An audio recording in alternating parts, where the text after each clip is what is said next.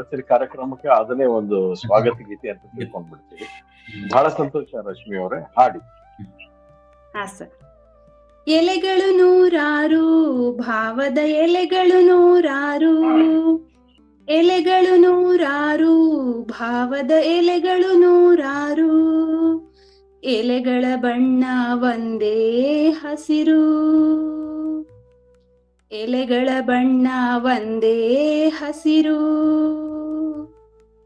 ಜಾತಿ ಭಾಷೆ ಪಂಥ ಹಲವು, ಅವುಗಳ ಹಿಂದೆ ಮಾತ್ರ ಒಂದೇ ಒಲವು. ಎಲೆಗಳು ನೂರಾರು, ಭಾವದ ಎಲೆಗಳು ನೂರಾರು, ಎಲೆಗಳ ಬಣ್ಣ ಒಂದೇ ಹಸಿರು. ಸಾಗೋಣ ಒಟ್ಟಿಗೆ ಸಾಗೋಣ, ನಾವು ನೀವು ಸೇರಿ ಒಂದಾಗಿ, ನೀಗೋಣ ಭಿನ್ನತೆ ನೀಗೋಣ, ಸಾವಿರ ಹೆಜ್ಜೆ ಒಂದೇ ಗುರಿಗಾಗಿ.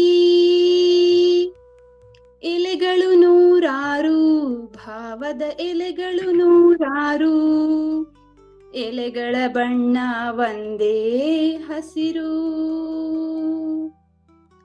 ಕಿಡಿಗಳು ನೂರಾರು, ಬೆಳಕಿನ ಕುಡಿಗಳು ನೂರಾರು, ಬೆಳಕಿನ ಪರಿಗೆ ಒಂದೇ ಹೆಸರು. ಸೂರ್ಯ ಚಂದ್ರ ಲಾಂಛ ಹಣತೆ, ಅವುಗಳ ಹಿಂದೆ ಮಾತ್ರ ಒಂದೇ ಘನತೆ. ಎಲೆಗಳು ನೂರಾರು, ಭಾವದ ಎಲೆಗಳು ನೂರಾರು, ಎಲೆಗಳ ಬಣ್ಣ ಒಂದೇ ಹಸಿರು. ಪದಗಳು ನೂರಾರು, ಬದುಕಿನ ಹದಗಳು ನೂರಾರು, ಪದಗಳು ನೂರಾರು, ಬದುಕಿನ ಹದಗಳು ನೂರಾರು, ಪದಗಳ ಹಿಂದೆ ಒಂದೇ ಉಸಿರು. ಅಕ್ಕರೆಯಿಂದ ಒಟ್ಟಿಗೆ ಬಾಳೋಣ, ಭಾರತ ಮಾತೆಗೆ ನಮ್ಮ ಪ್ರೀತಿ ತೋರೋಣ. ಎಲೆಗಳು ನೂರಾರು, ಭಾವದ ಎಲೆಗಳು ನೂರಾರು, ಎಲೆಗಳ ಬಣ್ಣ ಒಂದೇ ಹಸಿರು. ಕಟ್ಟೋಣ ನಾಡನು ಕಟ್ಟೋಣ, ನಾವು ನೀವು ಸೇರಿ ಒಂದಾಗಿ, ಮುಟ್ಟೋಣ ಮಾಡನು ಮುಟ್ಟೋಣ, ತಾರೆಗಳ ಈ ನಾಡಿನ ಸೂರಾಗಿ. ಎಲೆಗಳು ನೂರಾರು, ಭಾವದ ಎಲೆಗಳು ನೂರಾರು, ಎಲೆಗಳ ಬಣ್ಣ ಒಂದೇ ಹಸಿರು, ಎಲೆಗಳ ಬಣ್ಣ ಒಂದೇ ಹಸಿರು, ಎಲೆಗಳ ಬಣ್ಣ ಒಂದೇ ಹಸಿರು.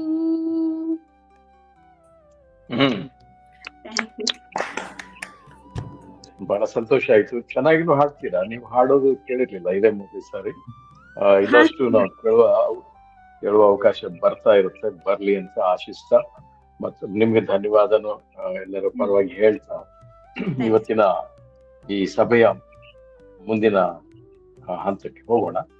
ಈಗ ಒಂದು ಸಂಕ್ಷಿಪ್ತ ಸ್ವಾಗತ ಮಾಡ್ತಾ ಒಂದೆರಡು ಪ್ರಾಸ್ತಾವಿಕ ಮಾತುಗಳನ್ನ ನಾನು ಆಡ್ಬೇಕು ಅಂತ ಮಾಡಿದ್ವಿ. ಮೊದಲಿಗೆ ಈ ದಸರಾ ರಜಾ ಆಗ್ಲೇ ಘೋಷಣೆ ಆಗಿದೆ. ಇಂಥ ಸಂದರ್ಭದಲ್ಲಿ ನಾವು ನಡೆಸ್ತಾ ಇರುವ ಈ ಅರಳು ಯೋಜನೆಯ ಸಹಯೋಗಿಗಳಿಗಾಗಿ ಇದು ಒಂದು ಕಾರ್ಯಾಗಾರ, ಆನ್ಲೈನ್ ಕಾರ್ಯಾಗಾರ ಕೂಡ ಹೌದು. ಇದು ಬಹಳ ಪ್ರಯೋಜನಕಾರಿಯಾಗಿದೆ ಅಂತ ಆಗ್ಲೇ ನಮ್ಗೆ ತಿಳಿದು ಬಂದಿದೆ ಕೂಡ. ಆದ್ರಿಂದ ಇವತ್ತು ನಾವು ಮೂರನೆಯ ಕಾರ್ಯಾಗಾರಕ್ಕೆ ಪ್ರವೇಶ ಮಾಡ್ತಾ ಇದ್ದೀವಿ. ತಮ್ಮೆಲ್ಲರಿಗೂ ಸ್ವಾಗತ. ಇನ್ನು ಮುಂದೆ ಬರ್ತಾ ಇರುವವರಿಗೂ ಸಹಿತ ಸ್ವಾಗತ. ಇವತ್ತಿನ ಎರಡು ವಿಶೇಷ ಸಂಗತಿಗಳನ್ನ ನಿಮ್ಮ ಜೊತೆಗೆ ಹಂಚಿಕೊಳ್ತೀನಿ. ನಾವು ಹಿಂದೆ ಮಾತಾಡಿದ್ವಿ, ಪ್ರತಿ ಕಾರ್ಯಕ್ರಮದಲ್ಲಿ ಯಾರಾದ್ರೂ ಒಬ್ರು ಅತಿಥಿಗಳು ನಮ್ಮ ಜೊತೆಗೆ ಇರುವ ರೀತಿಯಲ್ಲಿ ಯೋಜನೆ ಮಾಡೋಣ ಅಂತ. ಯಾಕೆ ಅಂತಂದ್ರೆ ನಾವೆಲ್ಲರೂ ಅರಳು ಯೋಜನೆಯ ಒಳಗಿದ್ದವ್ರಿಗೆ ಒಂದು ರೀತಿಯ ನೋಟ ಇರುತ್ತೆ, ಇದರಲ್ಲಿ ತುಂಬಾ ಹತ್ರ ಇದ್ಬಿಡ್ತೀವಿ, ನಮಗೆ ಒಂದು ರೀತಿ ಕಾಣ್ತಿರುತ್ತೆ ಒಳಗಿಂದ ಎಲ್ಲರೂ. ಅದೇ ಹೊತ್ತಿಗೆನೆ ಸಾಧ್ಯವಾದಾಗಲೆಲ್ಲ ಅಥವಾ ಅವಾಗಿವಾಗ ಯಾರಾದ್ರೂ ಒಬ್ರು ಸ್ವಲ್ಪ ನಮ್ಮನ್ನ ದೂರನಿಂದ ನೋಡಿ ಅರ್ಥನೂ ಮಾಡಿಕೊಂಡಿರ್ಬೇಕು. ಮತ್ತು ನಮಗೆ ಅವರ ಒಳನೋಟಗಳು ಸಿಕ್ಬೇಕು, ಇದರಿಂದ ನಾವು ಬೆಳಿತೀವಿ ಕೂಡ. ಆ ಉದ್ದೇಶದಿಂದ ಸಾಧ್ಯವಾದಷ್ಟು ಒಬ್ಬ ಅತಿಥಿಗಳನ್ನಾದ್ರೂ ನಾವು ಇಲ್ಲಿ ಕರಿಬೇಕು ಅಂತಿತ್ತು. ಆ ಪ್ರಕಾರ ಇವತ್ತು ವಚನಶ್ರೀ ಅವರು ನಮ್ಮೊಂದಿಗಿದ್ದಾರೆ. ಅನೇಕರಿಗೆ ವಚನಶ್ರೀ ಅವರ ಪರಿಚಯ ಇದೆ. ಅವರು ಧಾರವಾಡದಲ್ಲಿ 7ನೇ ತರಗತಿವರೆಗೂ ಓದಿದ್ದಾರೆ. ಆ ನಂತರ ಬೆಂಗಳೂರಿನ ಕ್ರಿಯೇಟಿವ್ ಶಾಲೆಯಲ್ಲಿ ಓದ್ಬಿಟ್ಟು ಈಗ ಅಜಿಂ ಪ್ರೇಮ್ಜಿ ಯೂನಿವರ್ಸಿಟಿನಲ್ಲಿ BSc ಆನರ್ಸ್ ನ ಮಾಡ್ತಾ ಇದ್ದಾರೆ. ಅವ್ರಿಗೂ ಕೂಡ ರಜೆ ಇರೋದ್ರಿಂದ ಇವತ್ತು ಬಂದಿದ್ದಾರೆ. ಅವ್ರಿಗೆ ಸಾಹಿತ್ಯ, ವಿಜ್ಞಾನ, ಕಲೆ, ಮುಖ್ಯವಾಗಿ ತತ್ವಚಿಂತನೆ ಇತ್ಯಾದಿ ಆಸಕ್ತಿಗಳು ಇದಾವೆ. ಎಷ್ಟು ಅವ್ರ ಪರಿಚಯ ಮಾಡ್ತಾ ಅವ್ರಿಗೆ ಮತ್ತೊಮ್ಮೆ ಸ್ವಾಗತ ಕೋರ್ತಾ ಇದ್ದೀನಿ. ಧನ್ಯವಾದ. ಈಗ ಒಂದೆರಡು ಪ್ರಾಸ್ತಾವಿಕ ನುಡಿಗಳು. ಈ ಕಥೆಯ ವಾಚನದ ಮಹತ್ವದ ಬಗ್ಗೆ ಶೈಕ್ಷಣಿಕ ಸಂಶೋಧನೆಗಳು ಏನ್ ಹೇಳ್ತವೆ ಅಂತ. ಒಂದು ಕಥೆಯ ವಾಚನ, ಇನ್ನೊಂದು ಒಟ್ಟಾರೆ ವಾಚನದ ಬಗ್ಗೆ, ಅಂದ್ರೆ ರೀಡಿಂಗ್ ಅಂತ ನಾವು ಕರೀತೀವಲ್ವಾ, ಅದಕ್ಕೆ ಏನ್ ಹೇಳ್ತವೆ. ಕುತೂಹಲಕ್ಕೋಸ್ಕರ ನಾನು ಕೆಲವು ಪೇಪರ್ಸ್ ನೋಡಿದೆ, ಅಂದ್ರೆ ಸಂಶೋಧನಾ ಪತ್ರಿಕೆಗಳನ್ನ ನೋಡಿದೆ. ಒಟ್ಟಾರೆಯಲ್ಲಿ ಬರುವ ಒಂದು ಅಭಿಪ್ರಾಯ ಬಹಳ ಮಹತ್ವದ್ದು ಅಂತ ಅನ್ಸುತ್ತೆ, ಆಲೋಚನೆ ಮಾಡ್ಬೇಕಾದ್ದು ಅಂತ ಕೂಡ ನನಗೆ ಅನ್ಸುತ್ತೆ. ಏನ್ ಹೇಳುತ್ತೆ ಅಂತಂದ್ರೆ, ಈಗ ನಾವು 6ನೇ ವಯಸ್ಸಿನ ಮಕ್ಕಳಿಂದ 9 ಮತ್ತು 10ನೇ ವಯಸ್ಸಿನ ಮಕ್ಕಳಿಗೆ ಓದುವ ಒಂದು ವೇಗ ಎಷ್ಟು ಇರ್ಬೇಕು. ಇಲ್ಲಿ ಓದುವ ಅನ್ನುವ ಪದವನ್ನ ನಾವು ಸರಿಯಾಗಿ ಅರ್ಥ ಮಾಡ್ಕೊಳ್ಬೇಕು. ಅಂದ್ರೆ ಮುದ್ರಿತವಾದ ಒಂದು ಪಠ್ಯವನ್ನ ಅದಕ್ಕೆ ಒಂದು ಧ್ವನಿ ಕೊಟ್ಟು, ಅಂದ್ರೆ ಅಲ್ಲಿರುವ ಅಕ್ಷರಗಳನ್ನ ಗುರುತಿಸಿ ಓದುವುದು ಮಾತ್ರ ಅಲ್ಲ, ಅಂದ್ರೆ ಪದ ಪದ ಮಾತ್ರ ಓದುವುದಲ್ಲ ಅಂತ. ಅಲ್ಲಿ ಓದುವ ಸಂದರ್ಭದಲ್ಲಿನೇ ಒಂದು ಫ್ಲೂಯೆನ್ಸಿ ಅಂತ ನಾವು ಹೇಳ್ತೀವಿ, ಅಂದ್ರೆ ಸ್ಪಷ್ಟವಾಗಿ, ಸ್ವಚ್ಛವಾಗಿ, ಒಂದು ವೇಗದಲ್ಲಿ ಓದುವ ಒಂದು ಸಾಮರ್ಥ್ಯ, ಕೌಶಲ ಕೂಡ ಹೌದು, ಅದು ಇರಬೇಕು. ಅಂದ್ರೆ ಅಕ್ಷರಗಳನ್ನ, ಪದಗಳನ್ನ ಗುರುಸುವುದರ ಸಂದರ್ಭದಲ್ಲಿನೇ, ಅದೇ ಸನ್ನಿವೇಶದಲ್ಲಿ, ಅದೇ ಕ್ಷಣದಲ್ಲಿ ಅಲ್ಲಿ ಒಂದು ಓದಿನ ಓಘ ನಮಗೆ ಕಾಣಿಸ್ಬೇಕು. ಇನ್ನೊಂದು ಅದೇ ಸಂದರ್ಭಕ್ಕೆ ಅರ್ಥಗ್ರಹಿಕೆ ಅಂತ ನಾವು ಕರಿತೀವಿ, ಅಂದ್ರೆ ಕಾಂಪ್ರಿಹೆನ್ಷನ್, ಅಂದ್ರೆ ವೇಗವಾಗಿ ಓದೋದು ಮತ್ತು ಅರ್ಥಪೂರ್ಣವಾಗಿ ಮತ್ತು ಅರ್ಥಕ್ಕೋಸ್ಕರ ಓದುವುದು. ಇದು ಓದು ಅನ್ನುವ ಪದದ ಒಟ್ಟು ಅರ್ಥ ನಾವು ಹೇಗೆ ಬಳಸ್ತಾ ಇದ್ದೀವಿ ಅಂತ ಅನ್ನೋದಕ್ಕೆ ನಾನು ಸ್ಪಷ್ಟಪಡಿಸ್ತಾ ಇದ್ದೀನಿ. ಇದು ಎಷ್ಟು ಇರ್ಬೇಕಾಗಿದ್ರೆ, ಇಲ್ಲೊಂದು ವೇಗ ಅಂದ್ರೆ ಏನು ಅಂತಂದ್ರೆ ಹೇಳ್ತಾರೆ, 1 ನಿಮಿಷಕ್ಕೆ 6ನೇ ವಯಸ್ಸಿನ ಮಗು 1ನೇ ತರಗತಿ ಮುಗಿಸಿ 7ಕ್ಕೆ ಬರುತ್ತೆ ಅನ್ನೋ ಹೊತ್ತಿಗೆ 1 ನಿಮಿಷಕ್ಕೆ ಸುಮಾರು 60 ಪದಗಳನ್ನ ಓದುವ ವೇಗ ಇರಬೇಕು. ಆನಂತರ ವೇಗ ಸ್ವಲ್ಪ ನೋಡಿ, ಇದು ಭಾಷೆಯಿಂದ ಭಾಷೆಗೆ ಸ್ವಲ್ಪ ಬೇರೆ ಆಗತ್ತೆ. ನಮ್ಮ ಭಾರತೀಯ ಭಾಷೆಗಳ ಸಂದರ್ಭದಲ್ಲಿ ಹೇಳೋದಾದ್ರೆ ಇದು ಕಡಿಮೆ ಇರ್ಬೇಕಾಗತ್ತೆ, ಯಾಕಂದ್ರೆ ನಮ್ಮಲ್ಲಿ ಬೇರೆ ಬೇರೆ ರೀತಿಯ ಧ್ವನಿ ವ್ಯವಸ್ಥೆ ಇರೋದ್ರಿಂದ ನಾವು ಸುಮಾರು ಸರಾಸರಿ ಒಂದು 50 ಪದಗಳನ್ನ 1 ನಿಮಿಷದಲ್ಲಿ ಓದೋಕೆ ಸಾಧ್ಯ ಆಗ್ಬೇಕು ಮಗುವಿಗೆ. ಹಾಗೆ 7-8ನೇ ವಯಸ್ಸಿಗೆ ಬಂದಾಗ ಸುಮಾರು 20ರಿಂದ 30 ಪದಗಳು ಹೆಚ್ಚಾಗ್ತಾ ಹೋಗ್ಬೇಕು. 10ನೇ ವಯಸ್ಸಿಗೆ ಬರೋ ಹೊತ್ತಿಗೆ ಅವ್ರು ಹೇಳ್ತಾರೆ ಸುಮಾರು 110ರಿಂದ 150ವರೆಗೂ ಪದಗಳನ್ನು ಓದಕ್ ಸಾಧ್ಯ ಆಗ್ಬೇಕು. ಓದೋದಂದ್ರೆ ಕೇವಲ ಸುಮ್ಮನೆ ಧ್ವನಿಯಲ್ಲಿ ಹೇಳೋದಲ್ಲ, ಒಂದು ಪದವನ್ನು ಗುರುಸಿ ಹೇಳೋದಲ್ಲ, ಅಲ್ಲಿ ಒಂದು ರೀತಿಯ ಸುಭಗತೆ ಇರಬೇಕು. ಆ ನಂತರ ಓದುವವರಿಗೆ ಯಾವ ಮಗು ಓದುತ್ತೆ ಆ ಮಗುವಿಗೆ ಅದು ಅರ್ಥ ಆಗಿರ್ಬೇಕು ಅಂತ. ಅರ್ಥ ಆಗದೇನೆ ಸುಮ್ಮನೆ ಓದಿ ಬಿಡೋದಲ್ಲ. ಹೀಗೆ ಹೇಳ್ತಾನೆ ಅವರು ಒಂದು ಅಂಶವನ್ನ ಗಮನಕ್ಕೆ ತರ್ತಾರೆ.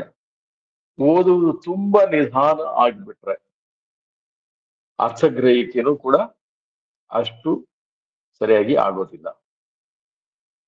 ಅದರಿಂದ ಓದಿನ ವೇಗ ಮುಖ್ಯ, ಆದ್ರೆ ಅತಿ ವೇಗ ಆದ್ರೂ ಕೂಡ ಅರ್ಥಗ್ರಹಿಕೆ ಆಗೋದಿಲ್ಲ. ಅದರಿಂದ ಇದು ಮಗುವಿನಿಂದ ಮಗುವಿಗೆ ಸ್ವಲ್ಪ ಬೇರೆ ಆಗುತ್ತೆ. ಆದ್ರೆ ಸರಾಸರಿ ಒಂದು ಮಟ್ಟವನ್ನ ಅವ್ರೇನು ಗುರುತಿಸಿದ್ದಾರೆ ಅದನ್ನ ನಾವು ಇಲ್ಲಿ ಮರೆಯೋ ಹಾಗಿಲ್ಲ. ಅದರಿಂದ ನಾವು ಓದ್ಬೇಕಾದ್ರೆ ಅರ್ಥಗ್ರಹಿಕೆಗೋಸ್ಕರ. ಅರ್ಥಗ್ರಹಿಕೆ ಆಗ್ಬೇಕು ಅಂತಂದ್ರೆ ಅಲ್ಲಿ ಒಂದು ನಿರೀಕ್ಷಿತ ವೇಗ ಕೂಡ ಬಹಳ ಅಗತ್ಯ ಇರುತ್ತೆ. ಆನಂತರ ತಪ್ಪಾಗಿ ಓದಿದಾಗ ತಪ್ಪು ಅರ್ಥ ಆಗುವ ಸಾಧ್ಯತೆ ಇರುತ್ತೆ. ಅಂದ್ರೆ ನಮ್ಗೆ ನಿಜಕ್ಕೂ ಬೇಕಾಗಿರೋದು ಅರ್ಥಕ್ಕೋಸ್ಕರ ಓದೋದು. ಆದ್ರಿಂದ ಇವೆಲ್ಲ ಅಂಶಗಳನ್ನ ನಾವು ಗಮನಿಸಿ ಓದುವುದನ್ನ ಒಂದು ಸಾಮರ್ಥ್ಯವಾಗಿ ನಾವು ಗಳಿಸ್ಕೊಳ್ಬೇಕಾದ ಅಗತ್ಯ ಇರುತ್ತೆ. ಈ ಒಂದು ನಿರೀಕ್ಷೆಯನ್ನ ತಲುಪೋದಕ್ಕೆ ಏನ್ ಮಾಡ್ಬೇಕು ಅಂತ ಹೇಳಿದ್ರೆ ಅಲ್ಲಿ ಒಂದು ಸಲಹೆ ಇದೆ. ಇದನ್ನ ಎಲ್ರೂ ಹೇಳ್ತಾರೆ, ತಮ್ಮ ಅನುಭವಕ್ಕೂ ಬಂದಿರತ್ತೆ. ಜೋರಾಗಿ ಓದ್ಬೇಕು. ಉತ್ತರ ಕನ್ನಡದ ಕಡೆಗೆ ಗಟ್ಟಿಸಿ ಓದೋದು ಅಂತ ಹೇಳ್ತೀವಿ. ಅಂದ್ರೆ ನಾವು ನಮಗೆ ಮತ್ತು ಇನ್ನು ಉಳಿದವರಿಗೆ ಕೇಳುವ ರೀತಿನಲ್ಲಿ, ಅದು ಮಕ್ಕಳಿದ್ದಾಗ ಅಥವಾ ಮಕ್ಕಳ ಎದುರಿಗೆ ನಾವು ಓದ್ಬೇಕಾದ ಅಗತ್ಯ ಇದೆ ಅನ್ನೋದನ್ನ ಒತ್ತು ಕೊಟ್ಟು ಹೇಳ್ತಾ ಇದೆ ಸಂಶೋಧನೆ. ಸೊ ಈ ಹಿನ್ನೆಲೆಯಲ್ಲಿ ನಾವು ನಮ್ಮ ಯೋಜನೆಯಲ್ಲಿ ಮಾಡುವ ಓದುವಿಕೆಯನ್ನ ಗ್ರಹಿಸ್ಬೇಕು. ನಾವು ಸ್ವತಃ ಯಾಕೆ ಓದ್ಬೇಕಾಗಿದೆ, ಯಾಕೆ ಹೇಳ್ಬೇಕಾಗಿದೆ, ಹೇಳಿದಂತೆ ಓದ್ಬೇಕಾಗಿದೆ, ಇವೆಲ್ಲದಕ್ಕೂ ಉತ್ತರಗಳು ಇಲ್ಲಿ ನಮಗೆ ಸಿಗ್ತಾ ಇರ್ತವೆ. ಈ ಒಂದು ಪ್ರಸ್ತಾವನೆಯನ್ನ ನಾವು ಮನಸ್ಸಿನಲ್ಲಿ ಬಹಳ ಗಂಭೀರವಾಗಿ ಇಟ್ಕೊಂಡು ನಮ್ಮ ಮುಂದಿನ ಹೆಜ್ಜೆಯನ್ನು ಇಡೋಣ. ಇವತ್ತು ನಮ್ಗೆ ಯಥಾ ಪ್ರಕಾರ ನಮ್ಮ ಯೋಜನೆ ಪ್ರಕಾರ ಇಬ್ರು ಬೇರೆ ಬೇರೆ ಸಹಯೋಗಿಗಳು ವಾಚನ ಮಾಡ್ತಾರೆ. ಆನಂತರ ಸಂವಾದ ಇರುತ್ತೆ. ಅದು ಬಹಳ ಮುಖ್ಯ. ಯಾಕೆ ಸಂವಾದ ಬೇಕು? ಒಂದು ಕತೆ ಹೇಳಿದಾಗ ಹೇಳ್ಬಿಟ್ಟು ಅದನ್ನ ಮೆಚ್ಕೊಂಡ್ಬಿಟ್ರೆ ಮೆಚ್ಚುಗೆ ಆಯ್ತು, ಚೆನ್ನಾಗಿದೆ, ಬಹಳ ಚೆನ್ನಾಗಿತ್ತು, ಸುಂದರವಾಗಿತ್ತು, ಇಷ್ಟು ಹೇಳ್ಬಿಟ್ರೆ ಸಾಕಲ್ವಾ, ಮತ್ತೇನ್ ಸಂವಾದ ಅಂತ ಅನ್ನೋದಕ್ಕೆ ಒಂದು ಉತ್ತರ ಏನಂದ್ರೆ, ನಮ್ಮ ಅರ್ಥಗ್ರಹಿಕೆಯನ್ನ ಹೆಚ್ಚು ಮಾಡುವ ಒಂದು ದಾರಿ ಅದು ಸಂವಾದ ಅಂತ ಅನ್ನೋದು. ಯಾಕಂದ್ರೆ ನಾವು ಓದ್ತಾ ಇರೋದೇ ಅರ್ಥಗ್ರಹಿಕೆಗೋಸ್ಕರ. ಅದರಿಂದ ಅದನ್ನ ಗಮನದಲ್ಲಿ ಇಟ್ಕೊಂಡು ಸಂವಾದ ಇರುತ್ತೆ ಕೂಡ. ಇವತ್ತು ಬೆಂಗಳೂರಿನಿಂದ ಶ್ರೀಮತಿ ರೇಖಾ ಅವರು ಓದ್ತಾರೆ. ಆಮೇಲೆ ನರೇಗಲ್ನಿಂದ ಶ್ರೀಮತಿ ಸುಮಾ ಅವರು ಕೂಡ ವಾಚನ ಮಾಡ್ತಾರೆ. ಆನಂತರ ಧ್ವನಿ ಪರವಾಗಿ ನಮ್ಮ ಧ್ವನಿ ಶೈಕ್ಷಣಿಕ ಸಂಪನ್ಮೂಲ ಕೇಂದ್ರದಲ್ಲಿ ಯೋಜನಾ ವ್ಯವಸ್ಥಾಪಕರಾಗಿರುವ ಶ್ರೀ ಗಂಗಾಧರ್ ಅವರು ಕೂಡ ವಾಚನ ಮಾಡ್ತಾರೆ. ಸಂವಾದ ಇರುತ್ತೆ. ಎಲ್ರೂ ಅದ್ರಲ್ಲಿ ಚೆನ್ನಾಗಿ ಭಾಗವಹಿಸೋಣ. ಈಗ ಮುಂದೆ ಯಾರು ಓದ್ತಾರೆ ಅವರಿಗೆ ನಾನು ವೇದಿಕೆಯನ್ನು ಬಿಟ್ಕೊಡ್ತಾ ಇದ್ದೀನಿ. ನಮಸ್ಕಾರ. ನಮಸ್ತೆ ಎಲ್ಲರಿಗೂ. ನಮಸ್ಕಾರ. ನನ್ನ ಹೆಸರು ರೇಖಾ. ಅರಳು ಯೋಜನೆಯಲ್ಲಿ ಕೆಲಸ ಮಾಡ್ತಾ ಇದ್ದೀನಿ. ನಾನೀಗ ಆಯ್ದುಕೊಂಡಿರುವ ಕತೆ ಮತ್ತೂರು ಸುಬ್ಬಣ್ಣ ಅವರ ಕೃಷ್ಣೇಗೌಡನ ಅಪ್ಪಯ್ಯನ ದೆವ್ವದ ಕತೆ. ಮೊದಲು ಲೇಖಕರ ಪರಿಚಯ ಹೇಳ್ತೀನಿ. ಮತ್ತೂರು ಸುಬ್ಬಣ್ಣ ಅವರು ಮೂಲತಃ ಶಿವಮೊಗ್ಗ ಜಿಲ್ಲೆಯ ಮತ್ತೂರು ಗ್ರಾಮದಲ್ಲಿ ಜನಿಸಿದರು. ಮತ್ತೂರು ಇಡೀ ಇಂಡಿಯಾದಲ್ಲಿ ಸಂಸ್ಕೃತ ಭಾಷೆಯನ್ನು ಕಲಿಸುವ ಒಂದು ಊರು ಆಗಿದೆ. ಮತ್ತೂರು ಸುಬ್ಬಣ್ಣನವರ ತಂದೆ ರಾಮಸ್ವಾಮಿ, ತಾಯಿ ಭಾಗ್ಯಲಕ್ಷ್ಮಮ್ಮ. ಇವರ ಜನನ 1954ರಲ್ಲಿ ಆಗುತ್ತೆ. ಇವರು ವೃತ್ತಿ ಪರವಾಗಿ ಶಿಕ್ಷಕರಾಗಿದ್ದವರು. ಈ ಶಿಕ್ಷಕ ವೃತ್ತಿಯಲ್ಲೇ ಇದ್ದುಕೊಂಡು ಇವರು ಹಲವಾರು ಕೃತಿಗಳನ್ನ ರಚಿಸ್ತಾ ಹೋದ್ರು. ಇವರು ಮಕ್ಕಳ ಮನಸ್ಸನ್ನು ಅರಿತು ಮಕ್ಕಳ ಕಥೆಗಳನ್ನ ಯಥೇಚ್ಛವಾಗಿ ಬರೆದಿದ್ದಾರೆ. ಕಾಡಿನ ಕಥೆಗಳು ಅನ್ನೋ ಕೃತಿಗೆ ಅತ್ತಿಮಬ್ಬೆ ಸಾಹಿತ್ಯ ಪ್ರಶಸ್ತಿ ಕೂಡ ಬಂದಿದೆ ಇವರಿಗೆ. ಮತ್ತೆ ಇವರು ದೂರದರ್ಶನದಲ್ಲೂ ಕೂಡ ಕೆಲಸ ಮಾಡಿದ್ದಾರೆ. ಆಕಾಶವಾಣಿಗಾಗಿ ಸುಮಾರು 20 ನಾಟಕಗಳು, ಮಕ್ಕಳ ನಾಟಕಗಳನ್ನ ರಚಿಸ್ಕೊಟ್ಟಿದ್ದಾರೆ. ಇವರ ಒಂದು ಜನಪ್ರಿಯ ನಾಟಕ ಮಾಡಿದ್ದುಣ್ಣೋ ಮಾಮಣ್ಣ 50ಕ್ಕೂ ಹೆಚ್ಚು ಬಾರಿ ಪ್ರದರ್ಶನಗೊಂಡಿದೆ. ಸೊ ಈಗ ಇವರು ಇನ್ನು ಹಲವು ಶಾಲೆಗಳಲ್ಲಿ ಪ್ರಾಂಶುಪಾಲರಾಗಿನೂ ಕೆಲಸ ಮಾಡಿದ್ದಾರೆ, ಸೇವೆ ಸಲ್ಲಿಸಿದ್ದಾರೆ. ಈಗ ಪ್ರೆಸೆಂಟ್ ಇರೋದು ಅವರು ಬೆಂಗಳೂರಿನಲ್ಲಿ ಇದ್ದಾರೆ. ಹಿರಿಯ ಉದ್ಯೋಗಿಯಾಗಿ ಸಲಹೆಗಾರರಾಗಿ ಇದ್ದಾರೆ. ಈಗ ನಾನೇ ಹೇಳ್ತಾ ಇರೋ ಕತೆ ಹೆಸರು, ನಾನು ಆಯ್ದುಕೊಂಡಿರುವ ಕಥಾ ಬುಕ್ಸು ಇದು, ಮಕ್ಕಳ ಕಥಾಲೋಕ ಭಾಗ 1, ಮತ್ತೂರು ಸುಬ್ಬಣ್ಣ ಅವರದು. ಇದು ವ್ಯಾಸ ಪ್ರಕಾಶನ. ಇದು ಪಬ್ಲಿಷ್ ಆಗಿರೋದು ನವೆಂಬರ್ 2016 ಒಂದ್ಸಾರಿ, ಸೆಕೆಂಡ್ ಟೈಮು 2018 ಡಿಸೆಂಬರ್. ಇದರ ಬೆಲೆ 100 ರೂಪಾಯಿ. ಇದರಲ್ಲಿ ಸುಮಾರು 30 ಕಥೆಗಳಿದಾವೆ. ಅದರಲ್ಲಿ ನಾನು ಆಯ್ಕೆ ಮಾಡ್ಕೊಂಡಿರೋ ಕತೆ ಕೃಷ್ಣೇಗೌಡನ ಅಪ್ಪಯ್ಯನ ದೆವ್ವದ ಕತೆ. ಚೆಲ್ಲಾಪಿಲ್ಲಿ ಆಗಿದ್ದ ಮಕ್ಕಳು ಮತ್ತೆ ಕಲೆತರು. ಗೌಡನ ಭೇಟಿಯಿಂದ ನಿರಾಸೆಯಾಗಿತ್ತು. ಕೃಷ್ಣಪ್ಪ ಗೌಡ ತನ್ನ ಮಾವಿನ ತೋಪನ್ನು ಮಾರಲು ನಿರ್ಧರಿಸಿ ಪೇಟೆಯವರನ್ನು ಕರೆಸಿದ್ದ. ಪೇಟೆಯಿಂದ ಸಾಹುಕಾರರು ಬಂದಿದ್ದ ಸಮಯದಲ್ಲೇ ಹುಡುಗರೆಲ್ಲ ಕೃಷ್ಣಪ್ಪನ ಬಳಿ ಬಂದು ಮಾವಿನ ತೋಪನ್ನು ಮಾರಬೇಡಿ ಎಂದು ಕೋರಿದರು. ಕೃಷ್ಣಪ್ಪ ಗೌಡ ಮಕ್ಕಳ ಮೇಲೆ ಕಿಡಿಕಾರಿ ಬೈದು ಕಳಿಸ್ಬಿಟ್ಟ. ಮರುದಿನ ಊರಿನ ಹುಡುಗರೆಲ್ಲ ಕ್ರಿಕೆಟ್ ಆಟ ಆಡಿ ದಿನದ ಪಂದ್ಯದ ಬಗ್ಗೆ ಚರ್ಚಿಸುತ್ತಿದ್ದರು. ಕೃಷ್ಣಪ್ಪ ಗೌಡ ಮಾವಿನ ತೋಪನ್ನು ಮಾರುತ್ತಾನೆಂದು ಮನವರಿಕೆಯಾದಾಗ ಮಕ್ಕಳು 1 ನಿಮಿಷ ಸ್ತಬ್ಧ ಚಿತ್ರಗಳಂತೆ ಕುಳಿತು ಬಿಟ್ಟರು. ಸುಮಾರು 100ಕ್ಕೂ ಹೆಚ್ಚು ಮಾವಿನ ಮರಗಳಿದ್ದ ತೋಪು ಇನ್ನು ಕೆಲ ದಿನಗಳಲ್ಲಿ ಕಣ್ಮರೆಯಾಗುವುದೆಂದು ಅವರು ಊಹೆಗೂ ಸಿಗ್ಲಿಲ್ಲ. ಈ ಗೌಡ್ನಿಗೆ ಬುದ್ಧಿ ಕಲಿಸೋಕೆ ನನಗೊಂದು ಉಪಾಯ ಒಳಿತಿದೆ.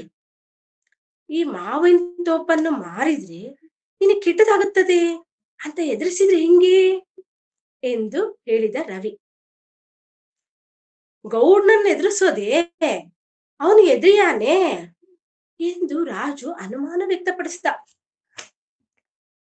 ರವಿ ಹೇಳುವ ಹಾಗೆ ಗೌಡನನ್ನು ಎದುರಿಸಲು ಹೀಗೆ ಮಾಡೋಣ. ರಾತ್ರಿ ಗೌಡ ಮಲಗಿದ್ದಾಗ ನಾವೆಲ್ಲ ಭೂತದ ಹಾಗೆ ವೇಷ ಧರಿಸಿ ನಟನೆ ಮಾಡೋಣ. ನಮ್ ಮನೇಲಿ ಒಂದು ಟೇಪ್ ರೆಕಾರ್ಡ್ ಇದೆ, ಅದನ್ನ ಬಳಸ್ಕೊಳ್ಳೋಣ ಎಂದು ಶಿವ ಸೂಚಿಸ್ತ. ಎಲ್ರಿಗೂ ಹೊಸ ಉಪಾಯ ಹುರುಪು ತಂದಿತ್ತು. ಅದು ಸರಿ, ಗೌಡ ಮಲಗಿದ್ದಾಗ ಎಚ್ಚರಿಸೋದು ಯಾರು? ಮಕ್ಕಳ ಧ್ವನಿ ನಾವು ಗುರುತಿಸ್ಲಾರನೆ ಎಂದು ಅನುಮಾನಿಸಿದ ರಾಜು. ಹೀಗೆ ಮಾಡೋಣ ಎನ್ನುತ್ತಾ ಗುರು ಮುಂದುವರಿಸಿದ. ಎಲ್ಲರೂ ಭೂತಗಳ ಹಾಗೆ ಮಾತಾಡಿದರೆ ಗೊತ್ತಾಗಿ ಬಿಡುತ್ತೆ. ನಾನು ಕೃಷ್ಣಪ್ಪನ ಅಪ್ಪನ ಭೂತದ ಹಾಗೆ ಗಡಿಸ್ಧ್ವನಿಯಲ್ಲಿ ಮಾತಾಡ್ತೀನಿ. ಸೂರಿ, ನೀನು ಎತ್ತರವಾಗಿದೀಯ. ನೀನು ಕಪ್ಪು ಬಟ್ಟೆ ಹಾಕೊಂಡು ಮೈ ಮೇಲೆಲ್ಲ ಎಲುಬುಗಳಂತೆ ಸುಣ್ಣದಲ್ಲಿ ಬರ್ತ್ಕೋ. ನೀನ್ ದೂರದಿಂದ ನೋಡಿದ್ರೆ ಅಸ್ಥಿ ಪಂಜರ ತರ ಕಾಣ್ಬೇಕು. ಹಾಗೆ ವೇಷ ಧರಿಸಿ ನೀನ್ ದೂರದಲ್ಲಿ ನಿಂತಿರು. ನಾನು ಹತ್ತಿರದಲ್ಲೇ ಇದ್ದು ಕೃಷ್ಣಪ್ಪನ ಅಪ್ಪನ ದೆವ್ವದ ಹಾಗೆ ಮಾತನಾಡುತ್ತೇನೆ. ಕೃಷ್ಣಪ್ಪ ಗೌಡ ಎಲ್ಲಿ ಮಲಗಿಕೊಳ್ಳುತ್ತಾನೆ ಅಂತ ನನಗೆ ಗೊತ್ತು ಎಂದ ರಾಮ್ ಎದೆ ಉಪ್ಸಿ. ಈ ಕೆಲಸಕ್ಕೆ ಎಲ್ರು ಬೇಡ, 4 ಜನ ಸಾಕು ಎನ್ನುತ್ತಾ ಮೂರ್ತಿ ಯೋಜನೆಗೆ ಅಂತಿಮ ರೂಪ ಕೊಟ್ಟು ಹೇಳಿದ. ರಾಮು, ನೀನು ಗೌಡ ಮಲಗುವ ಜಾಗ, ಹತ್ತಿರದ ಬಾಗಿಲುಗಳು ಎಲ್ಲವನ್ನು ಪತ್ತೆ ಹಚ್ಚು. ಮೊದ್ಲು ಒಳಗ್ ಹೋಗಿ ನಮಗ ಓಡಿ ಹೋಗಲು ಬಾಗಿಲು ತೆರೆದಿಡು. ಗುರು ಗೌಡನ ಅಪ್ಪನ ದೆವ್ವದ ಹಾಗೆ ಮಾತಾಡ್ಲಿ. ಸೂರಿ ಅಸ್ಥಿ ಪಂಜರ ವೇಷ ಧರಿಸ್ಲಿ. ಅರ್ಧ ರಾತ್ರಿಯಲ್ಲಿ ಗೌಡನನ್ನು ನಾನು ಎಚ್ಚರಿಸ್ತೇನೆ. ಗುರು, ನೀನು ಏನ್ ಹೇಳ್ಬೇಕು ಈಗ್ಲೇ ನಿರ್ಧಾರ ಮಾಡಿ ತಾಲೀಮ್ ನಡೆಸು ಎಂದ. ಗೌಡನನ್ನು ಎದುರಿಸುವ ಯೋಜನೆಯಿಂದ ಎಲ್ಲ ಮಕ್ಕಳು ಪುಳುಕಿತರಾದ್ರು. ಕನಸಿನಲ್ಲಿ ಗೌಡನ ಅಪ್ಪನ ದೆವ್ವನ್ ನೋಡ್ತಾನೆ. ದೆವ್ವ ಮಾವಿನ ತೋಪನ್ ಮಾರಾಟ ಮಾಡ್ಬೇಡ, ನಿನಗೆ ಕೇಡುಂಟಾಗುತ್ತದೆ ಎಂದು ಹೇಳ್ತದೆ. ಗೌಡ ತನ್ನ ಮನ್ಸು ಬದಲಾಯಿಸ್ತಾನೆ. ಆಟವಾಡಲು ಮಾವಿನ ತೋಪು ಉಳಿತದೆ ಎಂದು ಲೆಕ್ಕಾಚಾರ ಹಾಕಿದ್ರು ಮಕ್ಕಳೆಲ್ಲ. ಅಂದೇ ರಾತ್ರಿ ತಮ್ಮ ಯೋಜನೆಯನ್ನ ಕಾರ್ಯರೂಪಕ್ಕೆ ತರಲು ನಿರ್ಧರಿಸಿದ್ರು. ಊರವರೆಲ್ಲ ಮಲಗಿದ್ದಾರೆ. ಮೆಲ್ಲನೆ ತಮ್ಮ ಮನೆಗಳಿಂದ ಮಕ್ಕಳು ಬಂದ್ರು. ಆಗಾಗ ಗೌಡನ್ ಮನೆಗೆ ಹೋಗ್ತಿದ್ರಿಂದ ರಾಮುಗೆ ಆ ಮನೆಯ ಎಲ್ಲ ವಿವರಗಳು ತಿಳಿದಿದ್ದವು. ಮನೆಯ ಹಿಂದಿನ ಕೋಣೆಯಲ್ಲಿ ಗೌಡ ಮಲಗ್ತಿದ್ದ. ಗೌಡನ ಕೋಣೆಗೆ ದೊಡ್ಡ ಕಿಟಕಿ ಇತ್ತು. ಕಿಟಕಿ ಮೂಲಕ ಮಕ್ಕಳು ಸಲೀಸಾಗಿ ತೂರಿ ಒಳ ಬರ್ಬೋದಿತ್ತು. ಗೌಡ ಮಲಗಿದ್ಮೇಲೆ ರಾಮು ಹಿಂದಿನ ಕಿಟಕಿಯಿಂದ ಹೋಗಿ ಮೊದ್ಲು ಹಿತ್ಲು ಬಾಗ್ಲು ತೆರೆದ. ಅಸ್ಥಿ ಪಂಜರದಂತ ವೇಷ ಧರಿಸಿದ್ನಲ್ಲ ಸೂರಿ, ಅವನ್ ಹಿಂದಿನ ಬಾಗ್ಲಿಂದ ಬಂದು ಅಡಗಿ ಕುಳಿತ. ತನ್ನ ಸಂಭಾಷಣೆಯನ್ನು ಇನ್ನೂ ಮೆಲುಕು ಹಾಕ್ತಿದ್ದ ಗುರು ಕಿಟಕಿ ಬಳಿ ಬಗ್ಗಿ ಕುಳಿತ. ಏನಾದ್ರೂ ಅಪಾಯವಾದ್ರೆ ಎಚ್ಚರಿಸ್ಬೇಕೆಂದು ರಾಮು ಬಾಗಿಲ್ ಬಳಿ ಹೊರಗೆ ನಿಂತ. ಮಧ್ಯರಾತ್ರಿ ಆಗಿತ್ತು. ಮೊದ್ಲೇ ಆಲೋಚಿಸಿದ್ದಂತೆ ಮೂರ್ತಿ ದೂರದಿಂದ ಸಣ್ಣ ಕಲ್ಲೊಂದು ಇಸೆದ. ಗೌಡ ಥಟ್ಟನೆ ಎಚ್ಚರಗೊಂಡ. ಕುಳಿತ. ಯಾರು ಯಾರಲ್ಲಿ ಎಂದು ಕತ್ತಲಲ್ಲೇ ಗೌಡ ಕೇಳ್ದ. ಸಮಯ ಕಾಯ್ತಿದ್ದ ಗುರು ತನ್ನ ದನಿಯನ್ನ ಗಡಸು ಮಾಡಿಕೊಂಡು ಹೇಳ್ದ, ನಾನು ನಿನ್ನ ಅಪ್ಪಯ್ಯ ದೆವ್ವ, ನಿನ್ನ ಅಪ್ಪಯ್ಯನ ದೆವ್ವ. ಬಹಳ ನೊಂದ್ಕೊಂಡ್ ಬಂದಿದ್ದೀನಿ. ದೆವ್ವ ಭೂತ್ಗಳ ಬಗ್ಗೆ ಒಳಗೊಳಗೆ ಎದುರುತ್ತಿದ್ದ ಗೌಡ ಅನಿರೀಕ್ಷಿತ ಧ್ವನಿಯಿಂದ ಅಚ್ಚರಿಗೊಂಡು ಎದಿರ್ದ. ಅದೇ ವೇಳೆಗೆ ಅಸ್ಥಿ ಪಂಜರವೊಂದು ಕಾಣಿಸಿತು. ಕೈ ಕಾಲು ಎಲ್ಲ ಅಲ್ಲಾಡಿಸ್ತಿತ್ತು. ಗೌಡನ ಮುಖದಲ್ಲಿ ಬೆವರಿನ ಹನಿಗಳು ಕಾಣಿಸ್ಕೊಂಡ್ವು. ನಿನ್ಗೇನ್ ಬೇಕು ಹೇಳು ಎಂದ ಕೃಷ್ಣಪ್ಪ ಗೌಡ ಒಣಗಿದ ಬಾಯಲ್ಲಿ ನೀರ್ ತಂದ್ಕೊಂಡು. ಉಪಾಯ ಫಲಿಸ್ತಿದೆ ಎಂದು ಗುರು ಖುಷಿಗೊಂಡ. ದೆವ್ವದ ಧ್ವನಿಯಲ್ಲಿ, ಕೃಷ್ಣ, ನಾನು ಬಹಳ ನೊಂದಿದ್ದೇನೆ. ನನಗೆ ಬಹಳ ಬೇಸರವಾಗಿದೆ. ನದಿ ದಂಡೆಲಿರೋ ನಾನ್ ಬೆಳೆಸಿರೋ ಮಾವಿನ ತೋಪನ್ನ ಮಾರಾಟ ಮಾಡ್ತಿರುವೆಯಂತೆ. ಬೇಡ, ಖಂಡಿತ ಬೇಡ. ನಿನಗೆ ಶಾಪ ತಟ್ಟುತ್ತೆ. ನಿನ್ನ ಮನೆ ನಿರ್ನಾಮವಾಗುತ್ತೆ. ವಂಶ ಹಾಳಾಗುತ್ತೆ. ಗುರು ಹೇಳ್ತಿದ್ದ ಹಾಗೆ ಸೂರಿ ತನ್ನ ಕೈ ಕಾಲುಗಳನ್ನೆಲ್ಲ ಆಡಿಸ್ತಿದ್ದ. ಕೃಷ್ಣಪ್ಪ ಗೌಡನ ಜಂಗಬಲ ಕುಸಿಯಿತು. ಮೈ ಬೆವರಿತು. ಕಣ್ಣು ಕಪ್ಪಿಟ್ಟಿತು. ಕಾಣಿಸ್ತಿರೋದು ನಿಶ್ಚಯವಾಗಿ ತಂದೆಯ ದೆವ್ವವೇ ಇದು ಎಂದು ಬಗೆದ. ಗೌಡನಿಗೆ ಏನ್ ಮಾಡ್ಬೇಕೆಂಬುದು ತೋಚಲಿಲ್ಲ.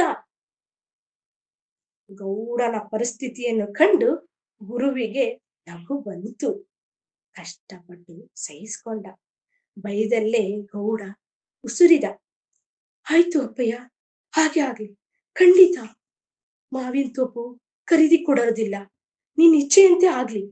ನನ್ನ ನೀ ಕಾಡ್ಬೇಡ, ಹೊರಟೋಗು ಅಂತ ಹೇಳ್ದ. ಹೊರಟು ಹೋಗ್ತೇನೆ, ಆದ್ರೆ ನೀನು ಮಾತಿಗೆ ತಪ್ಪಬೇಡ. ಮಾವಿನ ತೋಪನ್ನು ಖರೀದಿಗೆ ಕೊಡ್ಬೇಡ. ಊರಿನ ಮಕ್ಕಳು ಆಡಿಕೊಳ್ಳಲು ಒಂದು ತಾಣವಾಯಿತು ಎಂದು ಈ ಬಾರಿ ಗುರು ಹೊಸ ಹುಮ್ಮಸ್ಸಿನಿಂದ ಹೇಳಿದ. ಊರಿನ ಮಕ್ಕಳ ವಿಚಾರ ಬಂದಾಗ ಥಟ್ಟನೆ ಗೌಡನಿಗೆ ಕಲ್ಲು ಎಡವಿದಂತಾಯ್ತು. ಹಿಂದಿನ ದಿನ ಮಕ್ಕಳೆಲ್ಲ ಮಾವಿನ ತೋಪಿನಲ್ಲಿ ತನ್ನನ್ನು ಭೇಟಿ ಮಾಡಿದ್ದು, ತಾನ್ ಅವರನ್ನು ಗದರಿದ್ದು ಎಲ್ಲವೂ ನೆನಪಾಯ್ತು. ಇದು ಕೂಡ ಮಕ್ಕಳ ಯೋಜನೆಯೇ ಎಂದು ತಿಳಿಯಲು ಕೃಷ್ಣಪ್ಪ ಗೌಡನಿಗೆ ಹೆಚ್ಚು ಹೊತ್ತು ಹಿಡಿಲಿಲ್ಲ.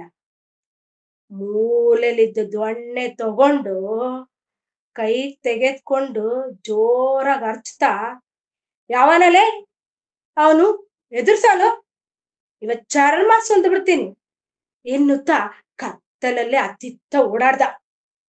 ಪರಿಸ್ಥಿತಿಯನ್ನು ಅರ್ಥ ಮಾಡಿಕೊಂಡ ರಾಮು ತನ್ನ ಗೆಳೆಯರನ್ನು ಎಚ್ಚರಿಸುತ್ತಾ ಕೂಗಿ ಹೇಳಿದ, ಸೂರಿ ಗುರು, ಓಡಿ ಹೋಗಿ, ಗೌಡನ್ಗೆ ಎಚ್ಚರ ಆಯ್ತು ಎಂದು.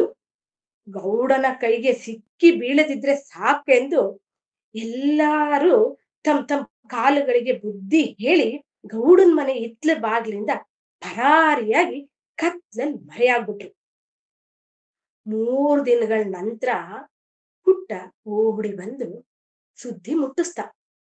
ಗೌಡ, ಮಾವಿನ ತೋಪನ್ನು ಮಾರೋ ಆಗಿಲ್ವಂತೆ, ತೋಪು ತನ್ನದು ಅಂತ ಸುಳ್ಳು ಪತ್ರ ಹುಟ್ಟಿಸಿ ಮಾರೋದಕ್ಕೆ ಪ್ರಯತ್ನಿಸುತ್ತಿದ್ದಂತೆ. ಒಂದು ಕ್ಷಣ ಮಕ್ಕಳೆಲ್ಲ ತಬ್ಬಿಬ್ಬಾದ್ರು. ಖುಷಿಯಿಂದ ಕುಣಿಯುತ್ತಾ ಹಾಡುತ್ತಾ ಹೇ ಎಂದು ಕೇಕೆ ಹಾಕುತ್ತಾ ಮಾವಿನ ತೋಪಿನತ್ತ ಆಟವಾಡಲು ಮಕ್ಕಳೆಲ್ಲ ಮರುಕ್ಷಣದಲ್ಲಿ ಓಡಿ ಹೋದ್ರು. ಧನ್ಯವಾದಗಳು. ನಾನು ಈ ಕಥೆನ ಆಯ್ಕೆ ಮಾಡ್ಕೊಂಡಿದ್ದೆ ಯಾಕೆ ಅಂದ್ರೆ, ಕಾಡು ಉಳಿಸೋದು ಪ್ರತಿಯೊಬ್ಬ ಈಗಿನ ಪೀಳಿಗೆಯಲ್ಲೂ ಕೂಡ ಚೆನ್ನಾಗೆ ಅಂದ್ರೆ ಉಳಿಸ್ಬೇಕು ಅನ್ನೋ ಪ್ರೌಢಿಮೆ ಆ ವಯಸ್ಸಿನ ಮಕ್ಳಿಗೆ ಬರ್ಬೇಕು ಅನ್ನೋದು ಒಂದು ಪ್ರಶ್ನೆ. ಆದ್ರೆ ಇದೇ ರೀತಿ ನಾವು ಕಾಡು ಆದ್ರೆ 100 ಎಕರೆ ಇರೋ ಮಾವಿನ ತೋಪ ಹಾಳಾದ್ರೆ ಆ ಜಾಗ ಹೇಗಿರುತ್ತೆ, ಮಳೆ ಹೇಗ್ ಕಡಿಮೆ ಆಗ್ತಾ ಇದೆ ನಮಗೆಲ್ಲ ಅನ್ನೋದು ಅಲ್ಲೊಂದು ಪ್ರಶ್ನೆ ಮೂಡ್ತು ನನಗೆ. ಮತ್ತೆ ಇನ್ನೊಂದು ಏನು ಅಂತಂದ್ರೆ, ಮಕ್ಕಳಿಗೆ ಈಗ ಅದೇ ಮಾವಿನ ತೋಪ್ ಕಡ್ದ್ಬಿಟ್ಟು ಮನೆ ಮನೆ ಮನೆ ಅಂತ ಕಟ್ಟಿದ್ರೆ ಮಕ್ಳಿಗೆ ಹೊರಗಡೆ ಆಟ ಆಡ್ಲಿಕ್ಕೆ ಎಲ್ಲೂ ಜಾಗನೂ ಸಿಗ್ತಾ ಇಲ್ಲ ಅನ್ನೋದು ನನ್ನ ಅಭಿಪ್ರಾಯ. ಇನ್ನೊಂದು, ಇದ್ರಲ್ಲಿ ಮಕ್ಕಳು ಮಾಡಿದ್ ಸರಿನಾ ಅನ್ನೋದು ನನ್ ಪ್ರಶ್ನೆ. ನಿಮಗ್ ಕೇಳ್ತಾ ಇದ್ದೀನಿ, ಯಾರಾದ್ರೂ ಸ್ಪಂದಿಸ್ಬೋದು. ಮೊದಲಿಗೆ ರೇಖಾ, ತುಂಬಾ ಚೆನ್ನಾಗಿ ವಾಚನ ಮಾಡಿದ್ರಿ. Thank you. ನಾವ್ ಯಾವಾಗಲೂ ಹೇಳ್ತಿರ್ತೀವಿ, ವಾಚನಕ್ಕೆ 2 ಮುಖ, ಒಂದು ಕಲಾತ್ಮಕತೆಯ ಮುಖ, ಕಲೆಯ ಮುಖ ಇರುತ್ತೆ, ಇನ್ನೊಂದು ತಿಳಿವಿನ ಮುಖ ಇರುತ್ತೆ.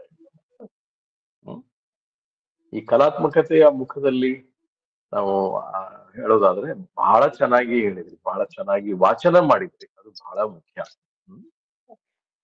ಯಾರಿಗಾದ್ರೂ ಇಷ್ಟ ಆಗ್ಬಿಡುತ್ತೆ ಆ ತರದ ವಾಚನ, ಒಂದು ಕಲೆ ತಮ್ಮಲ್ಲಿದೆ.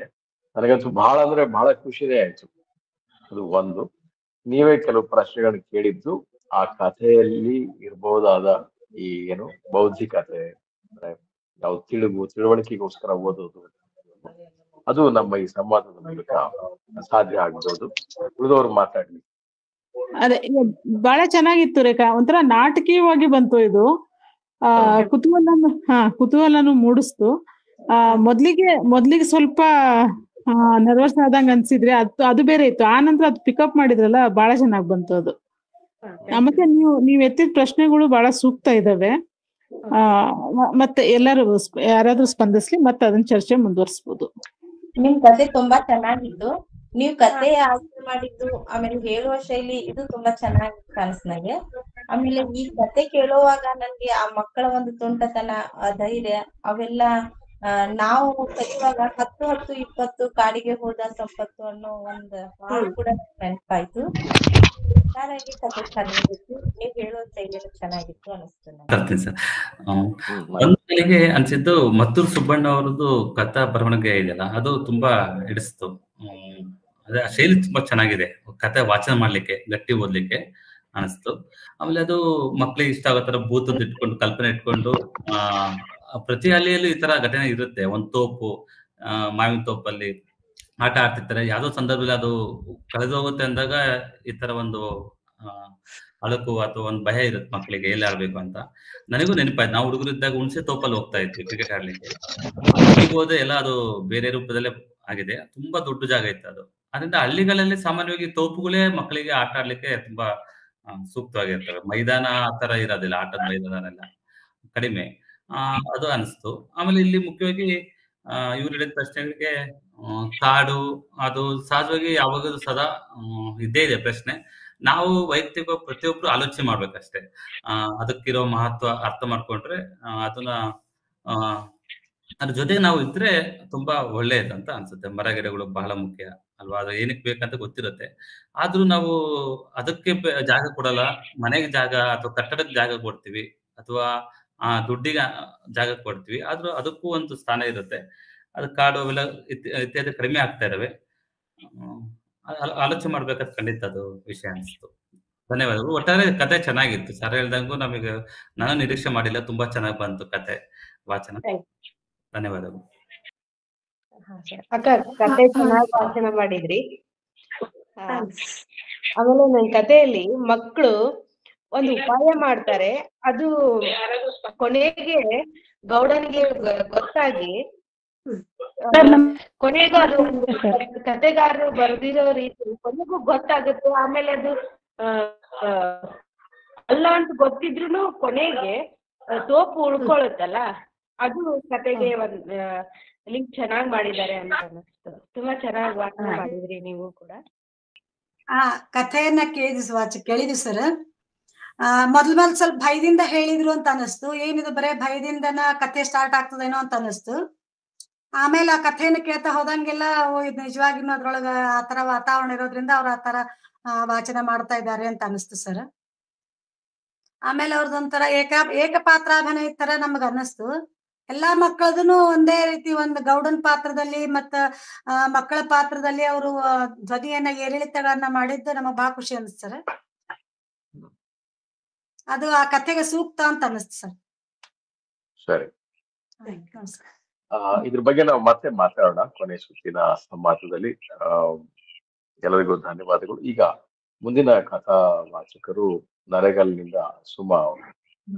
ಎಲ್ಲರಿಗೂ ನಮಸ್ಕಾರ ಸರ್. ನನ್ನ ಹೆಸರು ಸುಮಾ ಅಶೋಕ್ ಕಲ್ಲೇಗ್ ಅಂತ ಹೇಳಿ. ಇವತ್ತು ನಾನು ವಾಚನ ಮಾಡುವ ಕತೆ ಅಜ್ಜಿಗೆ ಹಾರುವ ಕನಸು ಅಂತ ಹೇಳಿ. ಈ ಕಥೆಯನ್ನು ಯಾಕೆ ಆಯ್ಕೆ ಮಾಡ್ಕೊಂಡೆ ಅಂದ್ರ, ಅಜ್ಜಿ ಏನ್ ಕನಸು ಕಂಡಾಳ ಅನ್ನೋದನ್ನ ತಿಳ್ಕೊಬೇಕನ್ನುವಂತ ಒಂದು ಕುತೂಹಲದಿಂದ ರೀ. ಆಮೇಲೆ ಪ್ರತಿಯೊಬ್ಬರಲ್ಲಿಯೂ ಒಂದೊಂದು ವಿಶೇಷವಾದ ಕಲೆ ಇರುತ್ತೆ. ಆ ಕಲೆಯಿಂದ ನಮ್ಮನ್ನ ನಾವು ಗುರುತಿಸ್ಕೊಳ್ಬಹುದು ಎಂಬುದನ್ನ ನಾವು ಈ ಕತೆ ಮೂಲಕ ತಿಳ್ಕೊಂತೇವ್ರಿ. ಈ ಕತೆ ಬರೆದ ಲೇಖಕರು ಶರಣು ಚೆಟ್ಟಿ. ಆಕರ ಪುಸ್ತಕ ಮಿತ್ರ ಮಕ್ಕಳ ಕಥೆಗಳು, ಪ್ರಕಾಶನ ಅಕ್ಷರ ಮಂಟಪ, ಹಂಪಿ ನಗರ, ಬೆಂಗಳೂರು. ಲೇಖಕರ ಪರಿಚಯ: ಶರಣು ಚೆಟ್ಟಿ. ಈ ಗುರುಗಳ ಪೂರ್ಣ ಹೆಸರು ಶರಣಪ್ಪ ಜಿ ಚೆಟ್ಟಿ. ಇವರು ಮಕ್ಕಳ ಸಾಹಿತಿಗಳಲ್ಲಿ ಒಬ್ಬರಾಗಿದ್ದಾರೆ. ಇವರು ಸಾಹಿತಿಗಳು, ವ್ಯಂಗ್ಯ ಚಿತ್ರಕಾರರು ಮತ್ತು ಗಾಯಕರು ಕೂಡ ಆಗಿದ್ದಾರೆ. ಇವರು ವಿಜಯಪುರ ಜಿಲ್ಲೆಯ ಸಿಂದಗಿ ತಾಲೂಕಿನ ಗೋಲಗೇರೆ ಎಂಬ ಗ್ರಾಮದವರು. ಇವರು BA, MA ಮತ್ತು DED ಪದವಿಗಳನ್ನ ಪಡೆದಿದ್ದಾರೆ ಹಾಗೂ ಗೋಲ್ಗೇರೆಯ ಸರ್ಕಾರಿ ಕನ್ನಡ ಹೆಣ್ಣು ಮಕ್ಕಳ ಶಾಲೆಯಲ್ಲಿ ಸಹ ಶಿಕ್ಷಕರಾಗಿ ಕಾರ್ಯವನ್ನ ನಿರ್ವಹಿಸುತ್ತಿದ್ದಾರೆ. ಇವರು ಮೂರ್ತಿ ಚಿಕ್ಕದಾದರೂ ಕೀರ್ತಿ ಬಹಳ ದೊಡ್ಡದು. ಇವರು ವೃತ್ತಿಯಿಂದ ಶಿಕ್ಷಕರಾಗಿರುವ ಕವಿಗಳು. ಮಕ್ಕಳ ಮನಸ್ಸಿಗೆ ಮುದ ನೀಡುವ ಕವಿತೆಗಳನ್ನು ಕೂಡ ರಚಿಸಿದ್ದಾರೆ. ಇವರು ಒಟ್ಟು 25 ಕವನಗಳನ್ನ ರಚಿಸಿದ್ದಾರೆ. ಇವರ ತುಂಟ ಮಕ್ಕಳು ಎಂಬ ಕವನ ಸಂಕಲನವನ್ನ ಪ್ರಕಟಿಸಿದ್ದಾರೆ. ಇವರು ಕರ್ನಾಟಕ ಬಾಲ ವಿಕಾಸ ಅಕಾಡೆಮಿ ರಾಜ್ಯ ಪ್ರಶಸ್ತಿಯನ್ನ ಪಡೆದಿದ್ದಾರೆ. ಮುದ್ದೇಬಿಹಾಳ ತಾಲೂಕಿನ ಇಂಗಳಗೇರಿಯ ಕರುನಾಡ ಗುರುಶ್ರೇಷ್ಠ ಪ್ರಶಸ್ತಿಯನ್ನ ಪಡೆದಿದ್ದಾರೆ. ಕತೆ ಹೆಸರು ಅಜ್ಜಿಗೆ ಹಾರುವ ಕನಸು. ಬೆಂಗಳೂರು ಪಕ್ಕದ ಹಳ್ಳಿಯಲ್ಲಿ ಗಂಗಜ್ಜಿ ತನ್ನ ಮಗ ಸೊಸೆಯೊಡನೆ ವಾಸವಾಗಿದ್ದಳು. ಅಜ್ಜಿಗೆ ವಿನೋದ ಎಂಬ ಮೊಮ್ಮಗನಿದ್ದ. ಅವನು ಬೆಂಗಳೂರಿನ ಹಾಸ್ಟೆಲಿನಲ್ಲಿದ್ದು PUCಯನ್ನ ಓದುತ್ತಿದ್ದ. ಗಂಗಜ್ಜಿಗೆ ಜಾನಪದ ಭಜನಾ ಪದಗಳನ್ನು ಹಾಡುವ ಹವ್ಯಾಸವಿತ್ತು. ಹಳ್ಳಿಯ ಕಾರ್ಯಕ್ರಮಗಳಲ್ಲಿ ಅವಳು ಆಗಾಗ ಹಾಡುತ್ತಿದ್ದಳು. ವಯಸ್ಸು 80 ಆರೋಗ್ಯವನ್ನ ಕಾಪಾಡಿಕೊಂಡಿದ್ದಳು. ದಿನಾಲು ಗಂಗಜ್ಜಿ ಮನೆಯ ಕಟ್ಟೆ ಮೇಲೆ ಕುಳಿತು ಹಾಡು ಗುನುಗುತ್ತಿದ್ದಳು. ಆಗ ವಿಮಾನಗಳು ಬೂ ಎಂದು ಸದ್ದು ಮಾಡುತ್ತಾ ಹಳ್ಳಿಯ ಮೇಲೆ ಹಾದು ಹೋಗುತ್ತಿದ್ದವು. ಆಕಾಶದಲ್ಲಿ ಹಾರಾಡುವ ವಿಮಾನಗಳನ್ನು ಗಂಗಜ್ಜಿ ನೋಡಿ ನಗುತ್ತಿದ್ದಳು. ಅವಳಿಗೆ ಒಮ್ಮೆಯಾದರೂ ವಿಮಾನದಲ್ಲಿ ಕೂರಬೇಕೆಂಬ ಆಸೆ ಉಂಟಾಯಿತು. ಪ್ರತಿದಿನ ಅವಳು ರಾತ್ರಿ ಮಲಗಿದಾಗ ವಿಮಾನ ಪ್ರಯಾಣ ಮಾಡಿದಂತೆ ಕನಸು ಬೀಳುತ್ತಿದ್ದವು. ವಿಮಾನದಲ್ಲಿ ಕುಳಿತ ಖುಷಿಯಲ್ಲಿ ಕೇಕೆ ಹಾಕಿ ಕೂಗುತ್ತಿದ್ದಳು. ಅವಳ ಕೂಗಿಗೆ ಎಚ್ಚರಗೊಂಡ ಮಗ ಸೊಸೆ ದಿನಾಲೂ ಇವಳದೊಂದು ಕಾಟ ಎಂದು ಗೊನಗುತ್ತಿದ್ರು. ಗಂಗಜ್ಜಿ ಮಗನಿಗೆ, ನಾನು ಮನ್ಸೇರೋದ್ರೊಳಗೆ ಒಮ್ಮೆ ವಿಮಾನದಲ್ಲಿ ಕೂರಿಸು ಮಗ ಎನ್ನುತ್ತಿದ್ದಳು. ಮಗ ಸೊಸೆ ಇಬ್ಬರು, ನಿನಗೆ ವಿಮಾನದ ಹುಚ್ಚು ಹಿಡಿದಿದೆ, 3 ಹೊತ್ತು ಹೊಟ್ಟೆ ತುಂಬಿಸಿಕೊಳ್ಳುವುದೇ ಕಷ್ಟವಾಗಿದೆ, ನಮ್ಮಂತ ಬಡವರು ಆಕಾಶದಲ್ಲಿ ಹಾರುವ ಕನಸು ಕಾಣಬಾರದು ಎಂದು ಬೈಯುತ್ತಾ ಅವಳ ಕನಸಿಗೆ ತಣ್ಣೀರು ಏರಿಸುತ್ತಿದ್ದರು. ಹೀಗಿರುವಾಗ ರಜೆಯಲ್ಲಿ ಮೊಮ್ಮಗ ವಿನೋದ ಹಳ್ಳಿಗೆ ಬಂದ.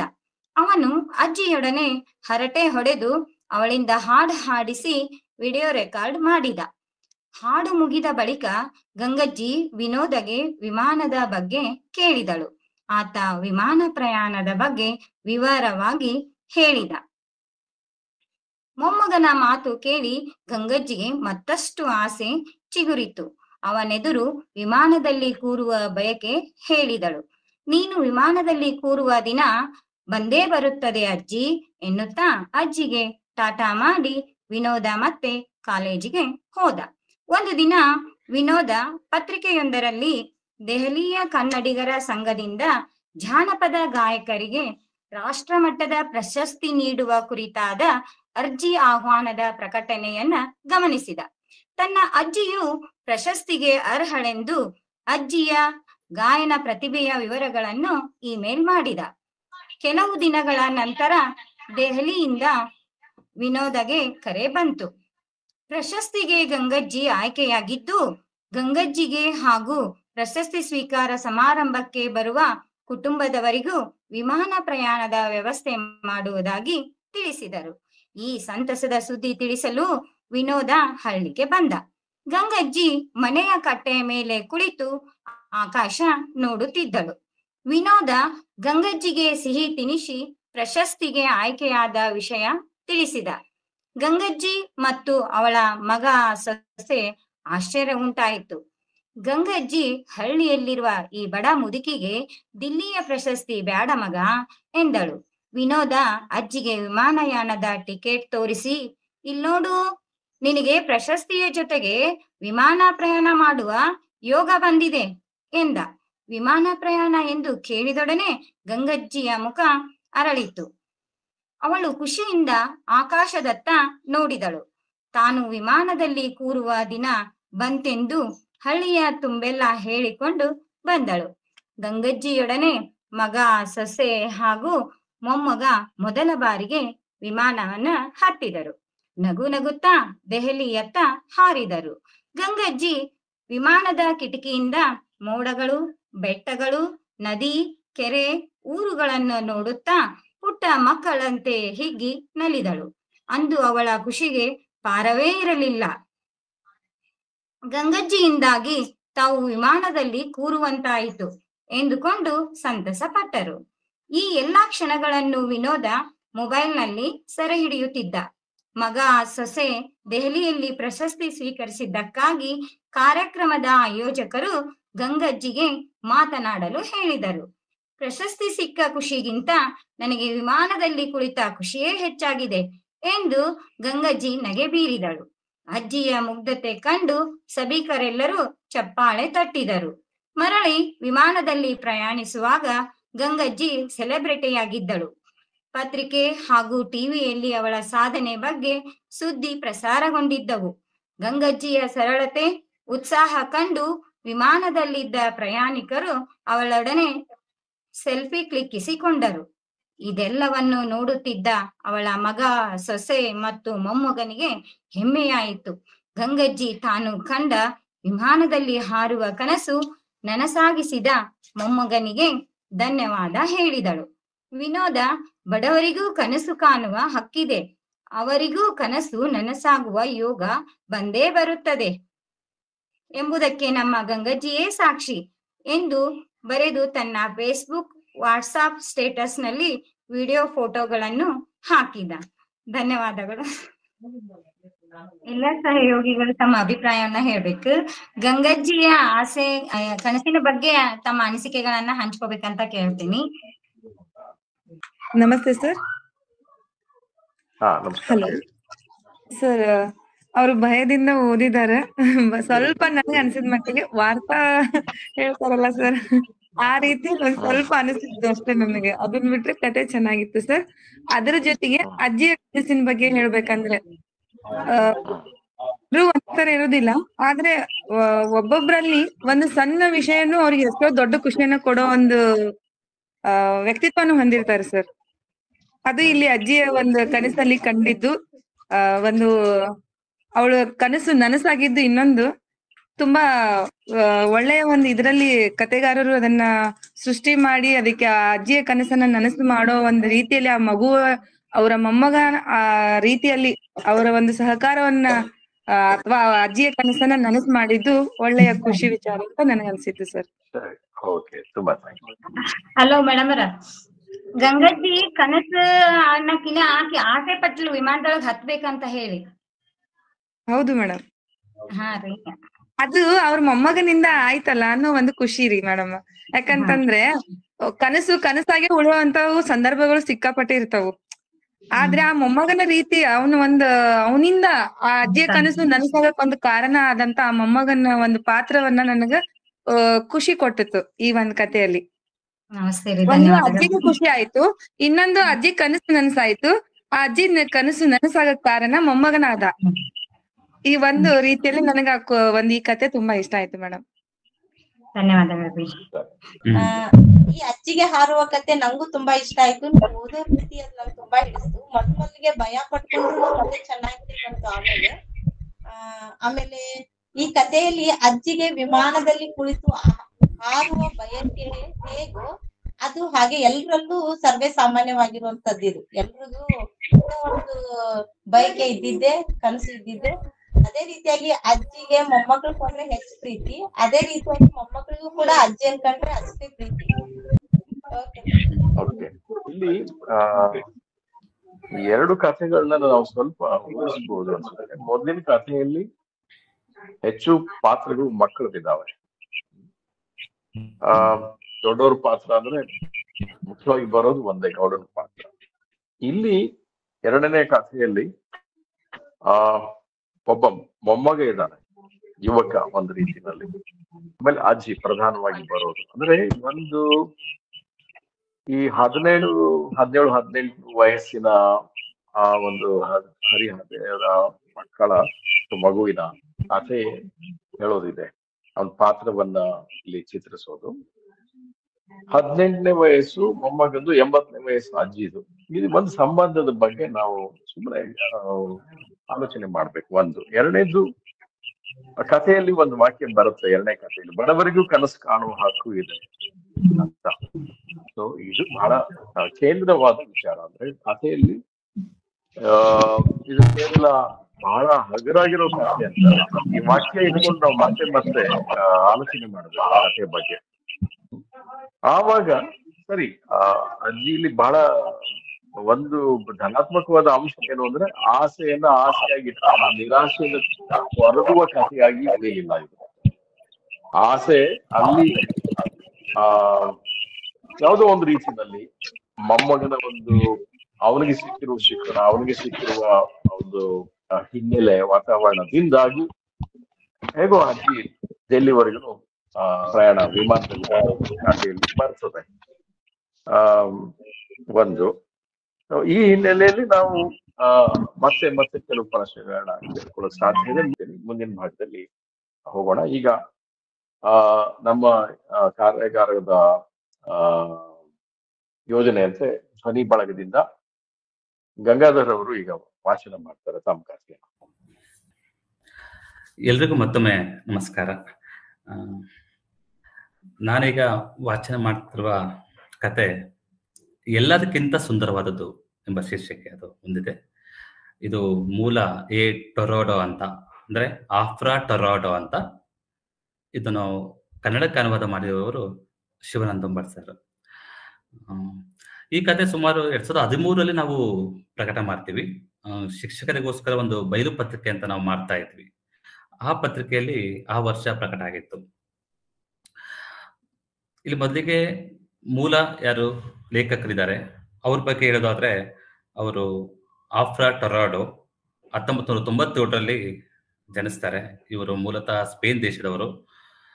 ಇವರ ಕೃತಿಗಳು ಗ್ಯಾಲಿಷಿಯನ್ ಭಾಷೆಯಲ್ಲಿರ್ತವೆ. ಇವರು ಗ್ಯಾಲಿಷಿಯನ್ ಸಾಹಿತ್ಯ ಮತ್ತು ಕಲಾ ಕ್ಷೇತ್ರದಲ್ಲಿ ಸಕ್ರಿಯವಾಗಿ ಒಬ್ಬ ಯುವ ಕಾರ್ಟೂನಿಸ್ಟ್ ಆಗಿ ಮತ್ತು ಒಬ್ಬ ಕವಯಿತ್ರಿಯಾಗಿ ಕಾಣಿಸ್ಕೊಳ್ತಾರೆ. ಇವ್ರದೇ ಆದ ತಮ್ಮದೇ ಆದ ವಿಶೇಷ ಶೈಲಿ ಮತ್ತು ಹಾಸ್ಯಭರಿತ ಕೃತಿಗಳಿಂದ ಇವರು ಗುರುತಿಸಿಕೊಂಡಿರೋದು ಒಂದು ವಿಶೇಷ. ಅವರು ಸಣ್ಣ ಕಥೆಗಳನ್ನು ಪ್ರಕಟಿಸುವುದಕ್ಕಿಂತ ಹೆಚ್ಚಾಗಿ ಕವನ ಮತ್ತು ದೃಶ್ಯ ನಿರೂಪಣೆ ಅಥವಾ ಕಾಮಿಕ್ಸ್ ಅಂತ ಹೇಳ್ತೀವಲ್ವಾ, ಅದ್ರ ಮೇಲೆ ಹೆಚ್ಚು ಗಮನ ಹರಿಸಿರುವುದನ್ನು ನಾವು ಕಾಣಬಹುದು. ಇವರ ಒಂದು ಪ್ರಮುಖ ಕೃತಿ ಫಾಗೋ ಹೋ ಕ್ವೆ ಫೋಡೋ ಅಂತ, ಅರ್ಥ ನನ್ನಿಂದ ಆದದ್ದನ್ನು ನಾನು ಮಾಡ್ತೇನೆ ಎಂಬ ಅರ್ಥ ಅದು ತಿಳಿಸುತ್ತೆ. ಈ ಒಂದು ಕೃತಿಗೆ ಫ್ರೆಮಿಯೋ ಫುಲ್ಲೋಸ್ ನೋವಾಸ್ ಎಂಬ ಒಂದು ಪ್ರಶಸ್ತಿ ಲಭಿಸಿದ್ದು ಮತ್ತೊಂದು ವಿಶೇಷ. ಸಾಕಷ್ಟು ಕಾಮಿಕ್ಸ್ ಸರಣಿಗಳನ್ನು ಅವರು ರಚಿಸ್ತಾ ಅವರು ಜನಪ್ರಿಯ ಆಗ್ತಾರೆ. ಇಷ್ಟು ಒಂದು ಸಂಕ್ಷಿಪ್ತ ಪರಿಚಯ ಅವರದು. ಅನುವಾದ ಮಾಡಿದವರು ಶಿವಾನಂದ ದೊಂಬಲ್ ಸರ್ ತಮ್ಮೆಲ್ಲರಿಗೂ ತುಂಬಾ ಪರಿಚಯ. ಶಿಕ್ಷಣ ಕ್ಷೇತ್ರದಲ್ಲಿ ತಮ್ಮದೇ ಆದ ಒಂದು ವಿಶೇಷ ಹಠದಿಂದ ಒಂದು ಹೀಗಾಗಬೇಕು ಪ್ರಾಥಮಿಕ ಶಾಲೆ ಮಟ್ಟದಲ್ಲಿ ಅಂತ ಇಟ್ಕೊಂಡು ಒಂದು ಧ್ವನಿ ಸಂಸ್ಥೆ ಕಟ್ಟಿ ಸಾಕಷ್ಟು ಪ್ರಯೋಗಗಳನ್ನು, ತರಬೇತಿಗಳನ್ನು ಮಕ್ಕಳಿಗೋಸ್ಕರ, ಶಿಕ್ಷಕರಿಗೋಸ್ಕರ ಕೆಲಸ ಮಾಡ್ತಾ ಇದ್ದಾರೆ, ಈಗೂ ಮಾಡ್ತಾ ಇದ್ದಾರೆ. ಇತ್ತೀಚೆಗೆ ಪುಸ್ತಕ ಬರೆಯೋ ಹುಚ್ಚು ಸಹ ಸಾಕಷ್ಟು ಬಂದಿದ್ದಾವೆ, ಸಾಕಷ್ಟು ಪ್ರಕಟ ಆಗಿದ್ದು. ಅದೇ ಕವನಗಳು ಸಾಕಷ್ಟು ಇಷ್ಟು ವರ್ಷದಲ್ಲಿ ಅನುಭವ ಆದ ಕವನಗಳು ಬರಿತಾ ಈಗ ಒಂದು ಹೊಸ ತಾಜಾ ವಿಷಯ ಅಂದ್ರೆ ಒಲದಂಚಿನ ಹೂಗಳು ಎಂಬ ಶೀರ್ಷಿಕೆ ಅಡಿಯಲ್ಲಿ ಒಂದು ಕವನ ಸಂಕಲನ ಸಿದ್ಧ ಆಗ್ತಾ ಇದೆ. ಜೊತೆಗೆ ಇನ್ನೊಂದಿಷ್ಟು ಕವನ ಸಂಕಲನಗಳು, ಕಥೆಗಳು ಮತ್ತೆ ಕೆಲವೊಂದು ಭಾಷಾ ಆಟಗಳೆಲ್ಲ ಸಿದ್ಧ ಆಗ್ತಾ ಇದ್ದಾವೆ. ಇಷ್ಟು ಸಾಕು ಅನ್ಸುತ್ತೆ ಅವ್ರದ್ದು. ಕಳೆದ ಸಭೆಯಲ್ಲೂ ಸಾಕಷ್ಟು ಪರಿಚಯ ಇದೆ ಅವ್ರದ್ದು ಆಗಿದೆ. ಈಗ ನೇರವಾಗಿ ನಾನು ಕಥಾ ವಾಚನಕ್ಕೆ ಬರ್ತೇನೆ. ಕತೆ ಎಲ್ಲದಕ್ಕಿಂತ ಸುಂದರವಾದದ್ದು. ಶಿಲ್ಪಿಯ ಕೆಲಸವು ತೀವ್ರವಾಗಿ ಸಾಗಿತ್ತಿತು. ಒಂದು ದೊಡ್ಡ ಚೌಕ ಕಲ್ಲನ್ನು 8 ಜನ ಗಟ್ಟಿಗರು ಎತ್ತಿಕೊಂಡು ಬಂದು ಶಿಲ್ಪಶಾಲೆಯ ನಡುವೆ ಇರಿಸಿದರು. 8 ಜನ, ಹೌದು, ಅಷ್ಟು ಭಾರವಾಗಿತ್ತು ಆ ಚೌಕ ಕಲ್ಲು. ಶಿಲ್ಪಿಯು ಆ ಗಟ್ಟಿಗರ ಕೂಲಿಯನ್ನು ಕೊಟ್ಟು ಕಳಿಸಿದನು. ಚೌಕಲ್ಲನ್ನು ಅಲ್ಲಲ್ಲಿ ಕೈಯಿಂದ ತಟ್ಟುತ್ತಾ, ಬೆರಳಿಂದ ಬಡಿಯುತ್ತಾ, ಮೆಚ್ಚುಗೆಯಿಂದ ನೋಡುತ್ತಾ ಒಂದು ಸುತ್ತು ಬಳಸಿ ಬಂದನು. ಸ್ವಲ್ಪ ಸಮಯದ ಬಳಿಕ ಅಂದಿನ ಕೆಲಸ ಮುಗಿಸಿ ಮನೆಗೆ ಹೋದನು. ಇಡೀ ಶಿಲ್ಪ ಶಾಲೆ ಖಾಲಿ. ಅಂದ್ರೆ ಶಿಲ್ಪಿಯು ಕೆತ್ತಿ ಇಟ್ಟಿದ್ದ ವಿವಿಧ ಬಗೆಯ ಮೂರ್ತಿಗಳನ್ನು ಬಿಟ್ಟರೆ ಬೇರೆ ಯಾವ ಮನುಷ್ಯರೂ ಆಗ ಅಲ್ಲಿರಲಿಲ್ಲ. ಕೆಲವು ಮೂರ್ತಿಗಳು ಇನ್ನೂ ಪೂರ್ಣಗೊಂಡಿರಲಿಲ್ಲ, ಕೆಲವು ಪೂರ್ಣಗೊಂಡು ಇನ್ನೇನು ಹೊರಗೆ ಹೋಗಬೇಕು ಆ ಸ್ಥಿತಿಯಲ್ಲಿ ಇದ್ದವು. ಇನ್ನು ಕೆಲವು ಶಿಲ್ಪವು ಕೊನೆ ಕ್ಷಣದ ಒಪ್ಪಕ್ಕಾಗಿ ಕಾದಿದ್ದವು. ಯಾರು ಮನುಷ್ಯರು ಅಲ್ಲಿರ್ಲಿಲ್ಲವಾದ್ರಿಂದ ಈಗ ಶಿಲ್ಪಗಳು ಮಾತನಾಡಲು ತೊಡಗಿದವು. ಶಿಲ್ಪಗಳು ಮಾತನಾಡುತ್ತವೆಯೇ? ಹೌದು, ಕಥೆಯಲ್ಲಿ ಅದೆಲ್ಲವೂ ಸಾಧ್ಯ. ಈಗ ಸುಮ್ಮನೆ ಅವುಗಳ ಮಾತು ಕೇಳಿಸ್ಕೊಳ್ಳಿ. ಇದೀಗ ಬಂದಿಳಿದ ಚೌಕಲ್ಲಿನಿಂದ ದೂರದಲ್ಲಿದ್ದ ಒಂದು ಶಿಲ್ಪ ಕೇಳಿತು, ಇದ್ಯಾವ ಭೂತ ಕಣ್ರಪ್ಪ? ಉಳಿದ ಮೂರ್ತಿಗಳೆಲ್ಲ ವ್ಯಂಗ್ಯವಾಗಿ ನಕ್ಕವು. ಮತ್ತೊಂದು ಮೂರ್ತಿ ಹೇಳಿತು, ಅದು ನಮ್ಮ ಹತ್ರನೇ ಇರಬಾರ್ದು. 4 ಜನರ ಕಣ್ಣಿಗೆ ಬೀಳ್ಬೇಕು ಎನ್ನುವ ನನ್ನಂತವನಿಗೆ ಅದು ಅಡ್ಡ ಬರುತ್ತೆ ಮುಂಡೇದು ಎಂದು ಅಣಕಿಸಿತು ಒಂದು ಜಂಬದ ಶಿಲ್ಪ. ಅದು ನನ್ನ ಮೇಲೆ ನೆರಳು ಬೀಳೋ ಹಾಗೆ ಆಗುತ್ತೆ. ನಾನಿಲ್ಲಿ ಎಷ್ಟೋ ಕಾಲದಿಂದ ಈ ಪ್ರಾಚೀನ ಗ್ರಂಥದ ಒಂದು ಪುಟವನ್ನು ಓದುತ್ತಾ ಕುಳಿತಿದ್ದೇನೆ. ಮುಂದಿನ ಪುಟಕ್ಕೆ ಓಕೆ ಹಾಕ್ತೆ ಎಂದು ಓದುತ್ತಾ ಕುಳಿತಿರುವ ಸನ್ಯಾಸಿಯೊಬ್ಬನ ಮೂರ್ತಿ ಗಂಭೀರವಾಗಿ ಹೇಳಿತು. ನಕಲಿ ಶಾಮನತಿದ್ದ ಒಂದು ಮೂರ್ತಿಯು ಆರೋಪ ಮಾಡಿತು, ಓ, ಇಲ್ಲಿ ಹವಾ ಬಹಳ ಬಿಸಿ ಆಗೈತೆ. ನನಗೆ ಓಡಾಡ್ಕೊಂಡು ಹಾರಾಡ್ಕೊಂಡು ತೂರಾಡ್ಕೊಂಡು ಇರ್ಬೇಕು ಯಾವಾಗ್ಲೂ. ಆದ್ರೆ ಈ ಚೌಕಲ್ಲು ಅಡ್ಡ ಬರ್ತದೆ. ಅಪೂರ್ಣವಾಗಿದ್ದ ಯಾವುದೋ ಒಂದು ರಾಜನ ಮೂರ್ತಿ ನಾನು ಆಜ್ಞಾಪಿಸ್ತಾ ಇದ್ದೀನಿ ವಾಕ್ಯವನ್ನು ಪೂರ್ತಿಗೊಳಿಸದೆ ಆಗದೆ ತುಳುತ್ತಾ ಗುಣಗಿತ್ತು. ಮರುದಿನ ಬೆಳಿಗ್ಗೆ ಶಿಲ್ಪಿಯು ಯಥಾ ಪ್ರಕಾರ ಒಂದು ಚೌಕಲ್ಲಿನ ಮೇಲೆ ಕೆಲಸ ಮಾಡಲು ಶುರು ಮಾಡಿದನು. ಮೊದಲಿಗೆ ಮೂಲೆ ಮೂಲೆಯಲ್ಲಿ ಅಲ್ಲಲ್ಲಿ ಒರಟೊಟ್ಟಾಗಿದ್ದ ಭಾಗವನ್ನು ಕೆತ್ತಿ ತೆಗೆದನು. ನಿಧಾನಕ್ಕೆ ಚೌಕಲ್ಲಿಗೆ ಏನೋ ಒಂದು ಆಕಾರ ಮೂಡಲು ತೊಡಗಿತು. ಬೇರೆ ಮೂರ್ತಿಗಳು ಇದನ್ನು ಮೌನವಾಗಿ ನೋಡ್ತಾ ಇದ್ದವು.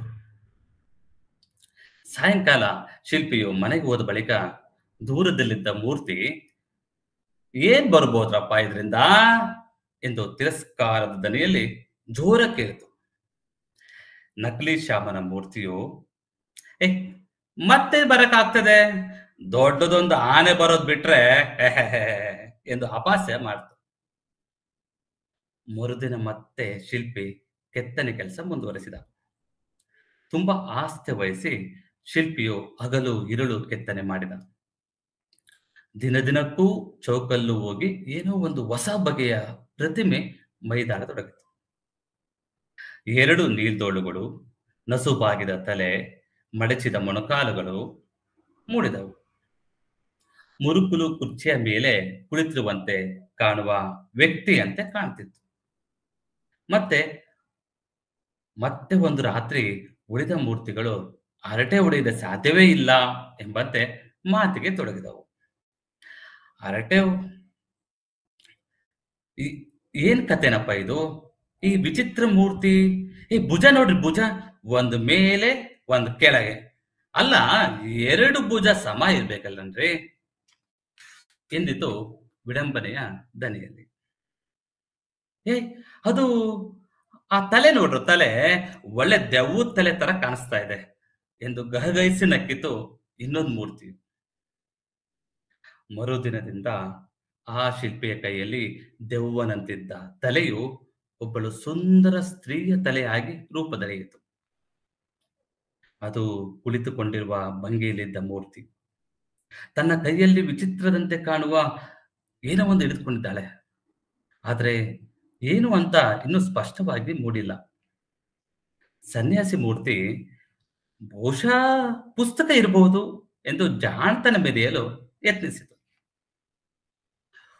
1-2 ದಿನಗಳಲ್ಲೇ ಗೊತ್ತಾಯಿತು ಅದು ಪುಸ್ತಕವಲ್ಲ, ಒಂದು ಮುದ್ದು ಮಗು ಎಂದು.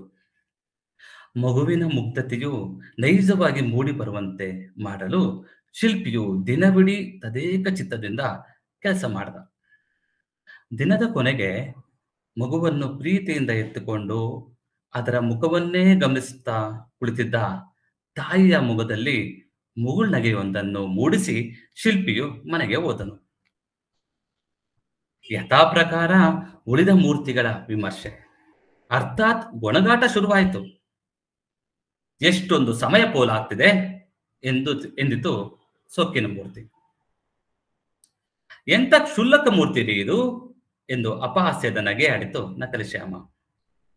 ಈ ರೀತಿ ನಂಜಿನ ದನಿಗಳ ಅಟ್ಟಹಾಸ ಹೇಗೆಂದ್ರೆ ಹಾಗೆ ಕೇಳಿ ಬರ್ತಿದ್ದಾಗ ಒಂದು ಮಧುರ ಧ್ವನಿ ನುಡಿಯಿತು. ದಯವಿಟ್ಟು ಸುಮ್ಮನಿರಿ, ನಿಮ್ ದಮ್ಮಯ್ಯ ನನ್ನ ಮಗು ನಿದ್ರಿಸ್ತಾ ಇದೆ. ಆ ಗಂಭೀರ ಮಧುರ ಧ್ವನಿ ಕೇಳಿದ ತಡ ಉಳಿದ ಶಿಲ್ಪಗಳೆಲ್ಲ ಮಾತು ನಿಂತು ಹೋದವು. ಮರುದಿನ ಶಿಲ್ಪಿಯು ಹಗಲು ರಾತ್ರಿ ಬಿಟ್ಟು ಬಿಡದೆ ಆ ತಾಯಿ ಮಗು ಮೂರ್ತಿಯನ್ನೇ ತಿದ್ದಿ ತೀಡಿ ಕೊನೆಗೆ ಒಂದು ಸಾರ್ಥಕ ನೋಟ ಬೀರಿದ. ಕಣ್ಣು ಮುಚ್ಚಿ ಎದೆಗೆ ಕೈ ಇಟ್ಕೊಂಡು ಏನೋ ಪ್ರಾರ್ಥಿಸಿದ. ಆ ಮೂರ್ತಿಯು ಉಳಿದೆಲ್ಲ ಮೂರ್ತಿಗಳಿಗಿಂತ ಬಹು ಸುಂದರವಾಗಿದ್ದಿತು. ಧನ್ಯವಾದಗಳು.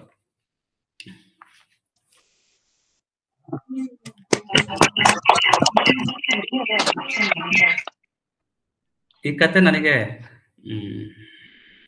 ತುಂಬಾ ಆಪ್ತವಾಯಿತು. ಮೊದಲಿಗೆ ಅದೇ ಯಾವ ಕತೆ ಓದ್ಬೇಕಂತ ಹುಡುಕಾಟ ನಡೆಸಿದಾಗ ಸಾಕಷ್ಟು ಕತೆ ನಾನು ನೋಡಿದೆ. ಕೊನೆಗೆ ಈ ಕತೆ ಕಣ್ಣಿಗೆ ಕಾಣಿಸ್ತು. ಈ ಒಂದು ಸಂದರ್ಭದಲ್ಲಿ ತುಂಬಾ ಸೂಕ್ತ ಅನಿಸಿ ನಾನು ಓದಿದ್ದು ಆಯ್ಕೆ ಮಾಡಿದೆ. ನಿಮ್ಗೆ ಅನ್ಸಿರ್ಬೋದು ಈಗ ಒಂದು ಕಥೆಯಾಗಿ ಒಂದು ಗಂಭೀರವಾದ ವಿಷಯವನ್ನು ಅದು ಹೇಳ್ತಾ ಇದೆ. ಏನ್ ಹೇಳ್ತಿರಬಹುದು ಅದು? ನಿಮಗೆ ಕತೆ ಕೇಳಿಸ್ಕೊಂಡ್ಮೇಲೆ ಅಥವಾ ಕೇಳಿಸ್ಕೊಳ್ತಾ ಏನಾದ್ರು ವಿಚಾರಗಳು ಬಂದಿದ್ರೆ ಅದನ್ನ ನೀವು ಹಂಚ್ಕೊಂಡ್ರೆ ನನಗೆ ಸಹಾಯ ಆಗ್ತದೆ. ನಾನು ಮಾತಾಡ್ತೇನೆ ಸರ್. ನೀವು ಮಾತಾಡೋದು ಮೊದ್ಲಿಗೆ ಕಥಾವಾಚನ ಚೆನ್ನಾಗಿತ್ತು. ಒಂದ್ ರೀತಿಯಲ್ಲಿ ಪಾತ್ರಗಳನ್ನು ಕಣ್ಣು ಮುಂದೆ ತರೋ ರೀತಿಯಲ್ಲಿ ಓದಿದ್ರು, ವಾಚನ ಮಾಡಿದ್ರು. ಇಲ್ಲಿ ನಾವು ಯಾವುದೇ ಒಂದು ವಿಷಯದ ಬಗ್ಗೆ ಮಾತಾಡ್ಬೇಕಾದ್ರೆ ಅದು ಆಳವಾಗಿ ತಿಳ್ಕೊಂಡಾಗ ಮಾತಾಡ್ಬೇಕಾಗತ್ತೆ. ಈಗ ವಿಡಂಬನೆ ಮಾಡ್ತಾ ಇದ್ದಾರೆ, ಒಂದ್ ಕಲ್ ಬಗ್ಗೆ ಇನ್ನೊಂದ್ ಕಲ್ ಬಗ್ಗೆ ವಿಡಂಬನೆ ಮಾಡ್ಬೇಕಾದ್ರೆ ಅಲ್ಲಿ ಆದ್ರೆ ಆ ಕಲ್ಲು ಮಾತ್ರ ಯಾವುದಕ್ಕೂ ಸ್ಪಂದನೆ ಮಾಡ್ತಾ ಇಲ್ಲ. ಅಲ್ಲಿ ಏನು ಕಲಾವಿದ ಅದನ್ನ ಅದಕ್ಕೆ ಆದಂತ ಒಂದು ಮೂರ್ತಿಯನ್ನು ಕೆತ್ತಬೇಕಂತ ಅವನ ತಲೆಯಲ್ಲಿದೆ. ಆದ್ರೆ ಆ ಕೆತ್ತಿಸ್ಕೊಳ್ಳುವಂತ ಒಂದು ಕಲ್ಲು ಏನಿದೆಯಲ್ಲ, ಉಳಿದಂತ ಕಲ್ಲುಗಳು ಅಥವಾ ಮೂರ್ತಿಗಳು ಹೀಯಾಳ್ಸೋದಕ್ಕೆ ಯಾವುದೇ ರೀತಿಯಾದಂತ ಸ್ಪಂದಿಸಲ್ಲ. ಆದ್ರೆ ಕೊನೆಗೆ ಒಂದು ಸುಂದರವಾಗಿ ಒಂದು ಕಲಾಕೃತಿ ಆದಾಗ ಅವು ಮೆಚ್ಚುಕೋತವೆ. ಆದ್ರೆ ಇಲ್ಲಿ ಆ ವಿಡಂಬನೆಗೆ ಯಾವುದೇ ರೀತಿಯಾದಂತ ಸ್ಪಂದನೆ ಇಲ್ಲ. ಅಂದ್ರೆ ಅವನಲ್ಲಿ ಇರುತ್ತೆ, ನಾನು ಮುಂದೆ ಒಂದು ಒಳ್ಳೆ ಮೂರ್ತಿ ಆಗ್ತೀನಿ ಅನ್ನೋ ಮನೋಭಾವ ಅದ್ರಲ್ಲಿ ಇರೋದ್ರಿಂದ ಯಾವುದೇ ರೀತಿಯಾದಂತ ಸ್ಪಂದನೆ ಕೊಡಲ್ಲ. ಅಂದ್ರೆ ವಿಡಂಬನೆಗೆ ಯಾವುದೇ ಅವಕಾಶ ಇಲ್ಲ. ನಾನು ಏನಂತ ಗೊತ್ತಿದೆ ಆ ಕಲ್ಲಿಗೆ, ಅದಕ್ಕಾಗಿ ಯಾವುದೇ ರೀತಿಯಾದಂತ ವಿಡಂಬನೆಗೆ ಅವಕಾಶ ಕೊಡ್ಲಿಲ್ಲ ಅಂತ ನನಗೆ ಅನಿಸ್ತಿದೆ. ಥ್ಯಾಂಕ್ ಯು, ಧನ್ಯವಾದ ಸಂಗನ. ಮತ್ತೆ ಯಾರಲ್ಲಿ ಏನಾದ್ರು ವಿಚಾರಗಳು ಇದ್ರೆ ಹಂಚ್ಕೊಳ್ಳಿ ಕತೆ ಬಗ್ಗೆ. ಸಂಗಮೇಶ್ ಅವರು ತಮ್ಮ ಸ್ಪಂದನೆಯಲ್ಲಿ ತಿಳಿಸಿದ ವಿಚಾರಗಳು ಬಹಳ ಮಹತ್ವದ್ದು, ಆಲೋಚನೆ ಮಾಡ್ಬೇಕಾದ. ನಮ್ಮ ಸುತ್ತಲೂ ನಮ್ಮ ಬಗ್ಗೆ ಬರಬಹುದಾದಂತಹ ವಿಡಂಬನೆ, ಟೀಕೆ ಇತ್ಯಾದಿಗಳ ಬಗ್ಗೆ ನಮ್ಮ ಪ್ರತಿಕ್ರಿಯೆ ಹೇಗಿರ್ಬೇಕು, ಈ ಕಥೆಯ ಆಧಾರದ ಮೇಲೆ ಅವರು ಬಹಳ ಚೆನ್ನಾಗಿ ಹೇಳಿದ್ದಾರೆ, ನಮ್ ಗಮನಕ್ಕೆ ತಂದಿದ್ದಾರೆ. ಮತ್ತೆ ಇದ್ರ ಬಗ್ಗೆ ಮಾತಾಡೋಣ, ಉಳಿದವರು ಮಾತಾಡಿ. ಅಣ್ಣ, ಕತೆ ಅಂತೂ ತುಂಬಾ ಚೆನ್ನಾಗಿದೆ. ಮೊದಲನೇದಾಗಿ ಹೇಳ್ಬೇಕಂದ್ರೆ ಕತೆ ಹೆಸರು ಎಲ್ಲಕ್ಕಿಂತ ಸುಂದರವಾಗಿದೆ, ಅದು ತುಂಬಾ ಇಷ್ಟ ಆಯ್ತು. ಮತ್ತೆ ನೀವ್ ಹೇಳಿದ್ದು ಅಲ್ಲಲ್ಲಿ ಜೋರ್ ಹೇಳೋದು ಮತ್ತೆ ಸ್ಲೋ ನನಗೆಲ್ಲಾರು ನಾಟಕಕ್ಕೆ ಹೋದ್ರೆ ಕೇಳೋ ಅಷ್ಟು ಇದನ್ನಿಸ್ತು ನೀವ್ ಹೇಳಿದ್ದು. ಒಟ್ಟಾರೆ ತುಂಬಾ ಚೆನ್ನಾಗಿದೆ, ತುಂಬಾ ಇಷ್ಟ ಆಯ್ತು. Thank you. ಧನ್ಯವಾದ. ನಮಸ್ಕಾರ ಅಣ್ಣ. ಕತೆ ಚೆನ್ನಾಗಿ ಓದಿದ್ರಿ. ನಂಗೆ ಈ ಕಥೆಯಲ್ಲಿ ಅನ್ಸಿದ್ದು ತನ್ಮಯವಾಗಿ ಅವನು ಶಿಲ್ಪಿ ಕೆತ್ತಿದ್ನಲ್ಲ, ಆ ತನ್ಮಯತೆ ನಂಗೆ ಇಷ್ಟ ಆಯ್ತು. ಮತ್ತೆ ಪೂರ್ತಿ ಆಗೋ ತನಕ ನಾವು ಯಾವ್ದೇ ವಿಷಯನ ವಿಡಂಬನೆ ಮಾಡಕ್ ಹೋಗ್ಬಾರ್ದು, ಕಾಯ್ಬೇಕು ಅಂತ ನಾನು ಅರ್ಥ ಮಾಡ್ಕೊಂಡೆ. ಖಂಡಿತ ಖಂಡಿತ.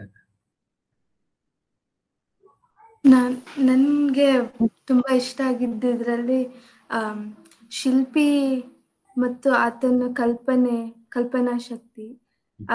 ಅಲ್ಲಿರೋ ಪ್ರತಿಯೊಂದು ಶಿಲ್ಪಗಳು ಅವನ ಕಲ್ಪನೆಯಿಂದಾನೇ ಹುಟ್ಟಿ ಬಂದಿದ್ದು. ಅದು ಒಬ್ಬ ವ್ಯಕ್ತಿಯಿಂದಾನೇ ಅದೆಲ್ಲ ಸಾಧ್ಯ ಆಯ್ತು.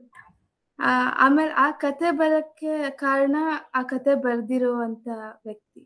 ಹೀಗೆ ಈಗ ನೋಡ್ತಾ ಹೋದ್ರೆ ಒಂದು ಕಲ್ಪನೆದೇ ಒಂದು ಕಥೆ ಇದೆ. ಅದಕ್ಕಿರೋ ಶಕ್ತಿ ಬಗ್ಗೆನೂ ನಂಗೆ ತುಂಬಾ ಈ ಹಿಂದೆ ಹೇಳ್ದವ್ರೆಲ್ಲ ಅದನ್ನೆಲ್ಲ ಜೊತೆಗೆ ಇದನ್ನು ಒಂದು ನನಗ್ ಕಂಡು ಬಂದಿತ್ತು. ಖಂಡಿತ ಖಂಡಿತ. ಧನ್ಯವಾದ ವಚನ. ನಿಜ ಅಂದ್ರೆ ವಚನಶ್ರೀ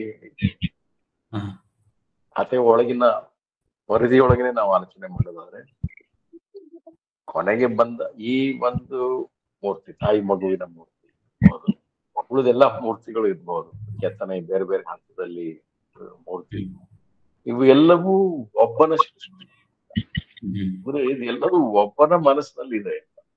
ವಿಡಂಬನೆ ಕೂಡ ಒಬ್ಬರ ಬೇರೆ ಬೇರೆ ರೀತಿಯ ವಿಡಂಬನೆ, ಬೇರೆ ಬೇರೆ ರೀತಿಯ ಪ್ರತಿಕ್ರಿಯೆಗಳು, ಸ್ಪಂದನೆಗಳು,